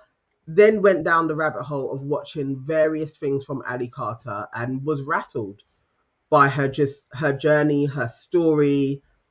what she has said. There was one video not too long ago, and she's literally talking about the Abercrombie and Fitch CEO, and that he is that the things that he was involved in, and lo and behold, he gets arrested. So yeah, I would advise people, if you want to know what's going on, just follow her for a little bit. She speaks about it really candidly. It does hurt your heart, so if you are feeling like you need something light, don't go down that road with her.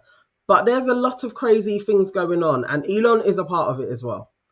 So we have to keep an eye on what he is developing and what he's up to, because there's footage of him there in the tunnels going 150 miles in a car with girl in there, and it's like these are his plans to Shall I play this around the world. Shall I play this clip? Go I don't on. know what it is. I don't know what it is. Let's see. Today. Well, baby, sit down. We got to talk. There's been a groundbreaking break in Sean Diddy Combs' case. It involves Elon Musk. It involves Allie Carter. If you don't know who Allie Carter is, she was the first one that said there were secret tunnels under Diddy's case, and she was moved through tunnels. It also paints an image of Diddy that is sicker and more depraved than we ever thought. But let's get into this, because y'all, Elon Musk has just vindicated Allie Carter. Now, a lot of you guys were asking me to look into what Allie Carter's claims are. I'm not going to lie. Some of those claims sound a little outlandish, or they did. But the more and more we learn about the Sean Diddy case, the more we realize, yeah, it's not that far from the mark. Well, guess what? We've been waiting and looking, or at least I've been investigating, looking for any evidence to corroborate the claims that Allie made about there being underground cities, underground tunnels, all these things going on. And you know who just vindicated her? Elon. Free as long as he advertises something. Okay, it's too, I don't know. Like jump to where I think she shows it, or maybe there is actually the report with Girl King. I think maybe Tisa has it as well. One sec. Oh, here we go. Here we go. Let's go back. Let's go back. Yeah. Any tunnel. Do this. Let's go.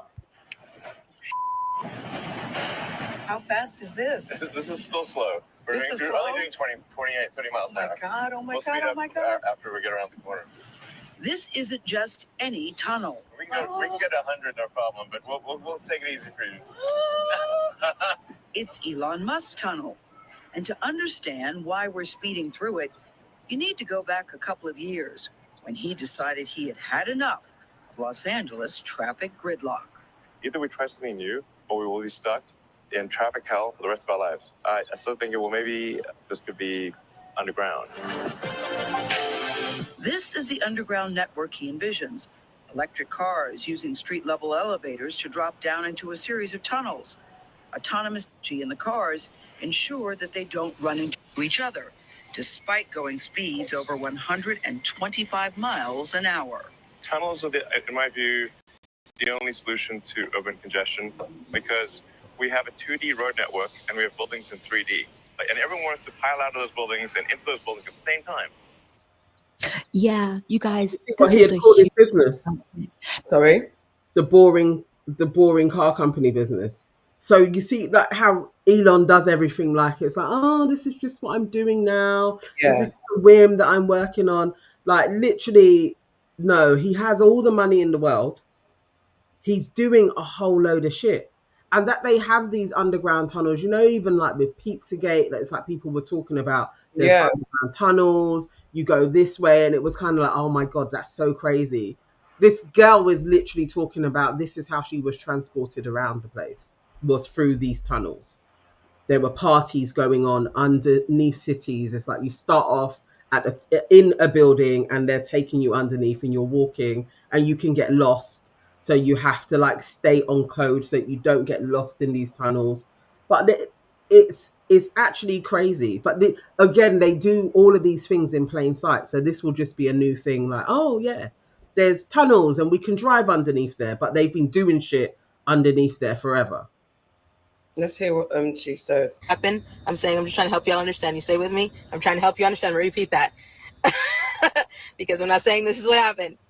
If there's a round of kids, it's the trafficker. P. Diddy gets a round of kids. That let's say that round of kids had Justin Bieber in it. There's contracts, okay? There's contracts for codes within that person. So they can take a remote and turn that person off. Britney Spears, when they want to. Lindsay Lohan, when they want to. Amanda Bynes, when they want to, okay? So let's say there's a contract for Justin Bieber. When P. Diddy has a hold of Justin Bieber, he now owns half of those codes. If Usher had the same contract and trafficked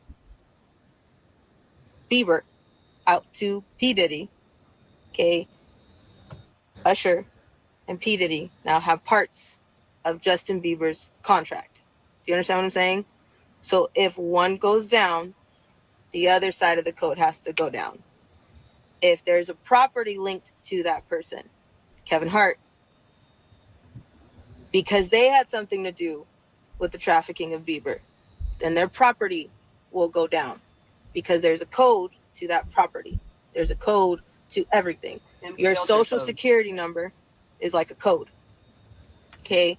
But depending on the level of MK Ultra, people have auctions for the codes on that person. So they can use a remote to them like a TV and shut them down, turn it up, use somebody else, change it whenever they feel like it. Bookmark it. Trust me. Trust me, bookmark it. I mean, it's half an hour. I've heard I've finished that one, but I was going into more of what she was talking about in this last week. I think her latest live may have gone up to October the 26th or something. But yeah, no, it's harrowing. And we've heard about the MK Ultra stuff, and just as she was explaining it more in other videos, it's like, oh, I absolutely really I get it. I understand it a little bit more now. We have to I guess we have to, for our platform, we have to take some responsibility. Or like, we don't know, these are unfounded at this point. This is just conspiracies and thoughts from someone that we are exploring in real time with you guys. I'm not saying this is real, this is true, but this is what's out there, and it's feeding into an aspect, a perspective of how Hollywood and all these things are connected and running. You have to make your own mind up. I'm not saying it's true, I'm not saying it's not true, but I definitely will stand on that the industry, the entertainment industry, is sitting on a cesspit of nonsense and nastiness. And we know there's been documentaries on documentaries upon conversations. There's court cases. There's people that have been found guilty of pedophilic behavior, of behavior that might not be called ritualistic in court, but when it all lines up, it kind of aligns with some sort of ritualistic behavior. But her name is Ali Carter. Her name is Ali Carter.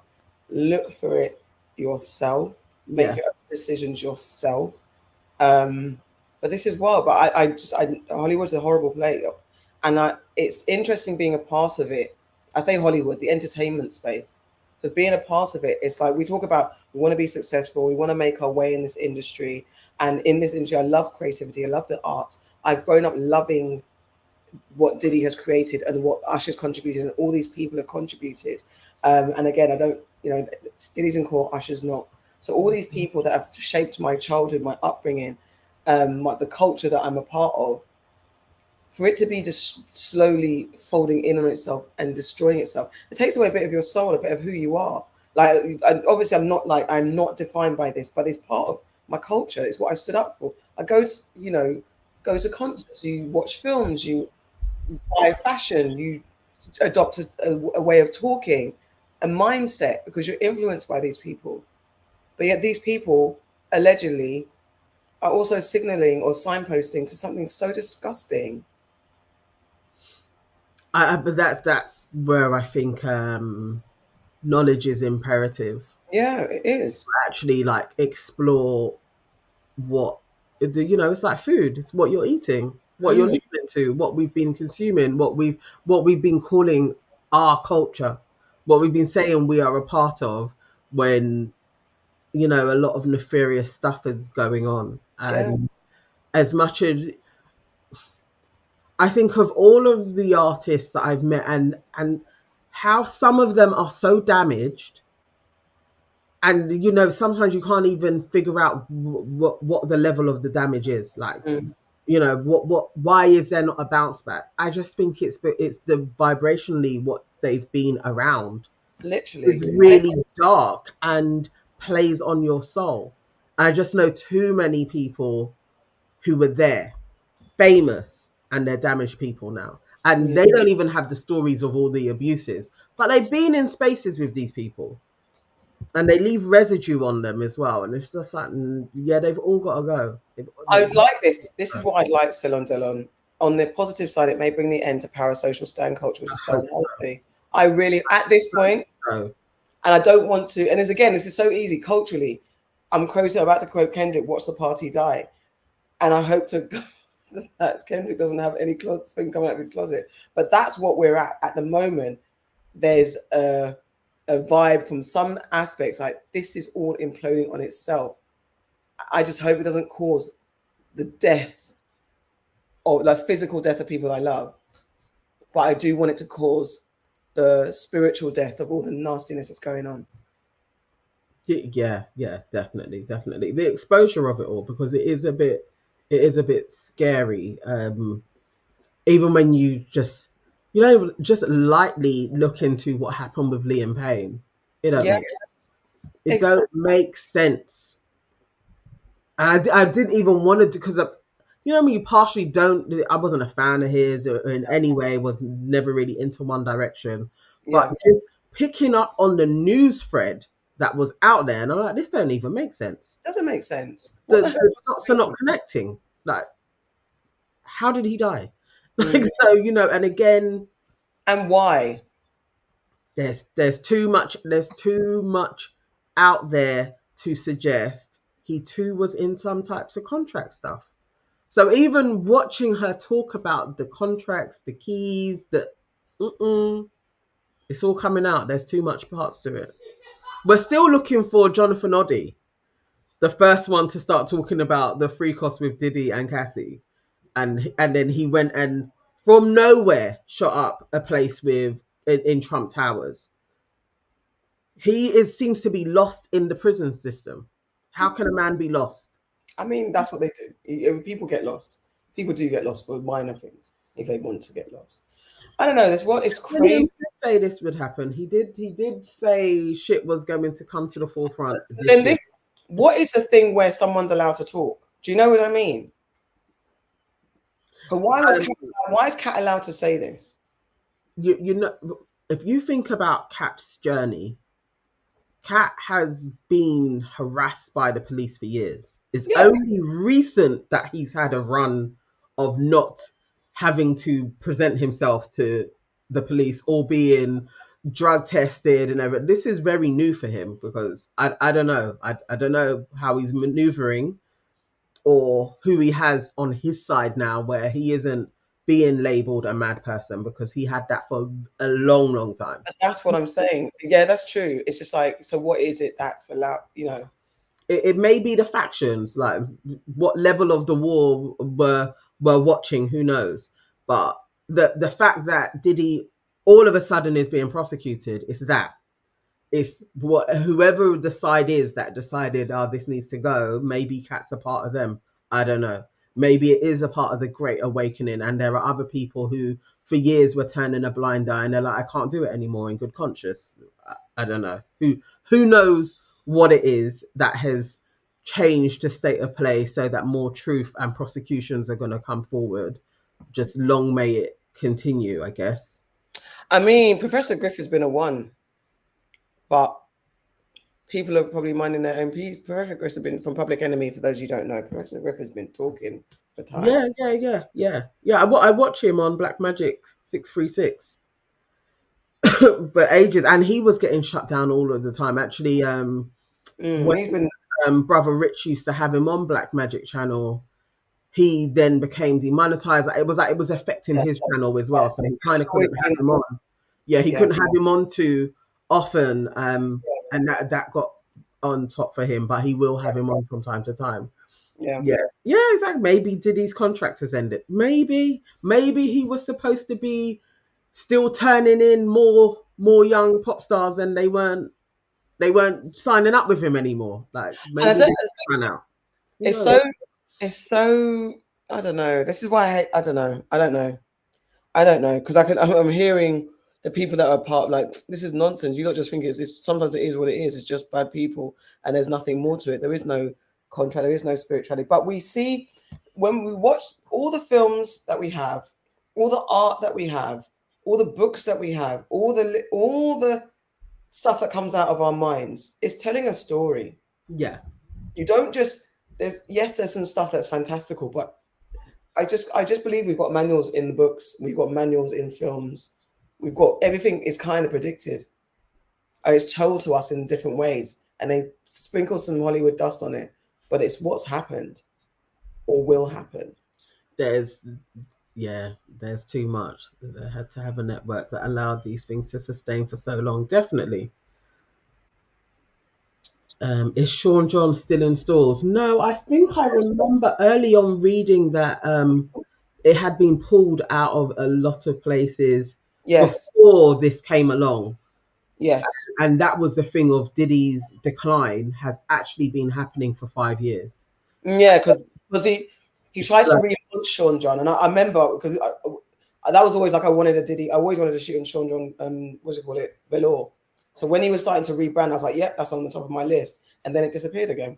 Yeah, it's like it couldn't be sustained. There was some, like when you see the chart, I think it was on TikTok. Somebody was really like charting the decline in the 5 years, and then you kind of see the scrambling that took place, like even him kind of and doing a relationship with Young Miami, just really trying to hold on to the youth aspect of it. You know, who knows? Who knows what's going on with that man? But yes, Ali Carter. Anyway, is very interesting. Sloan Bella also had a reading, you know, an energy reading with Liam as well. I watched a bit of that. I didn't finish it, but from what I watched, she was confirming that it's not straightforward as well. Okay, good night, Sim Simmer. What's the time? Oh, it's early one. We might wrap up very soon. Yes. Professor Griff just stepped away for a bit after all the trouble that was sent his way for saying so much. His family was starting to be affected. I mean, sometimes you do so much, then you've got to take a break for yourself. All right, something else. They were shutting down everything, all of his accounts and stuff. Poor guy. So you watched that too, yeah. Okay, so end on some proper nonsense. So there's a woman that's selling offering supernatural classes. I thought none of you might be interested in this. Let's see. Let's see if I know her. I don't think I've got I haven't got her speaking, but this is what her page says. Media. 90% of everything you see, read, and hear in this country. 10 people. And they want to tell you that Cuba has state-run media. Oh, Vicky Dillard. Yeah, I know her. 10 people. Well, you can look them up. They're not hard to find. So she's selling supernatural classes. Okay. So access to her LE Mystery School, where she unveils her most coveted teachings for spiritual ascension and supernatural living. Get access now and start your shift. So the offer's ending, guys. So no, don't laugh.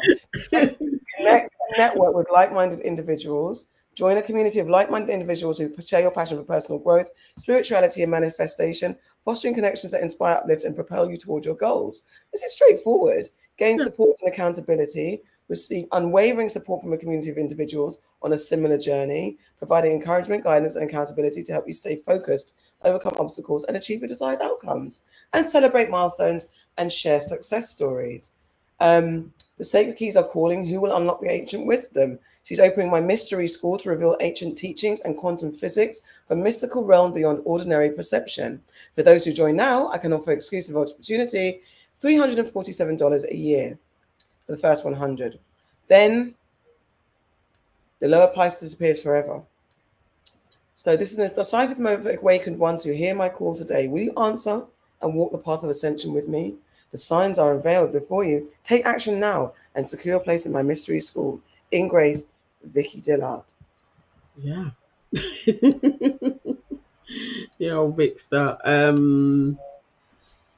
Yeah, I won't be joining. Why?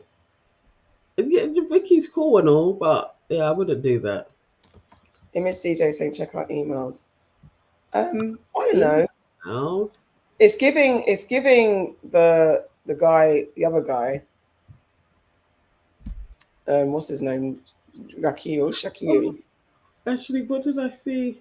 Oh, I saw that. Have you seen that? Hang on, let me share it. I actually did mean to bring this nonsense to the forefront. Share screen. Is this very offensive? Oh. What's it? He's doing blackface for one. Diddy, and she is a bottle of baby oil. What do you mean? Yes. For a Halloween party. They did this to go viral. I actually want to pay them no attention. Who are they? White? Yeah, look, his hands. Oh gosh, yes. I can't see through the screen. So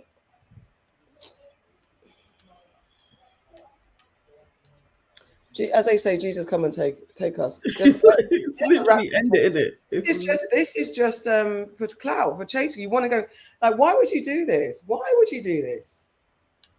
And this is when we open the gates to everyone. The barbecue is shut, man. The barbecue is shut. Even for our bastards and nonsense people that need to go to jail, there's no need for you not to comment. It's none of your business. Not for you to mock a team. Like, what are you doing? It's actually like the most disgusting thing. I was literally like, this is wild. What else says? I don't know if they are anything. But, no one knows. Who are they? What have they got an at? I think they're not on this one. I literally just think they just went viral for this, but it's wild shit. It's pissy panty shit. Everybody is at the old trying to go viral game, aren't they? Yeah, it's long. And playing on people's emotions, wanting to get black rage raging. They should get ignored, to be fair. I hope they get ignored. I hope it doesn't do what they want it to do. Because they're trying it in every single way. Are we? Okay, we are at 11 o'clock. Cool. Did it work? I tried to... Yes, it did upload. Okay, so this week's episode is going to be live in 1 minute. Woo! So we will close this one down and we'll be in the chat for our episode. Cool. Yeah. Exciting. It's very exciting. And I think, guys, that has been news and nonsense. Thank you to all our wonderful new subscribers. Thank you to the existing family for being here, riding with us. And I guess thank you to all the people, of course, all this news and nonsense. Tonya King for coming and joining our family. And Gail Pinero for joining us. Welcome. Thank you. All the way from Cali. Thank you. Cher is asking for Shaquille. Look, we've got more aunties. Like, literally, you need to come off this live and stay on our page and watch our latest episode and be in the comments. Let us know what you think of it as well. Yes. So it was a roller coaster.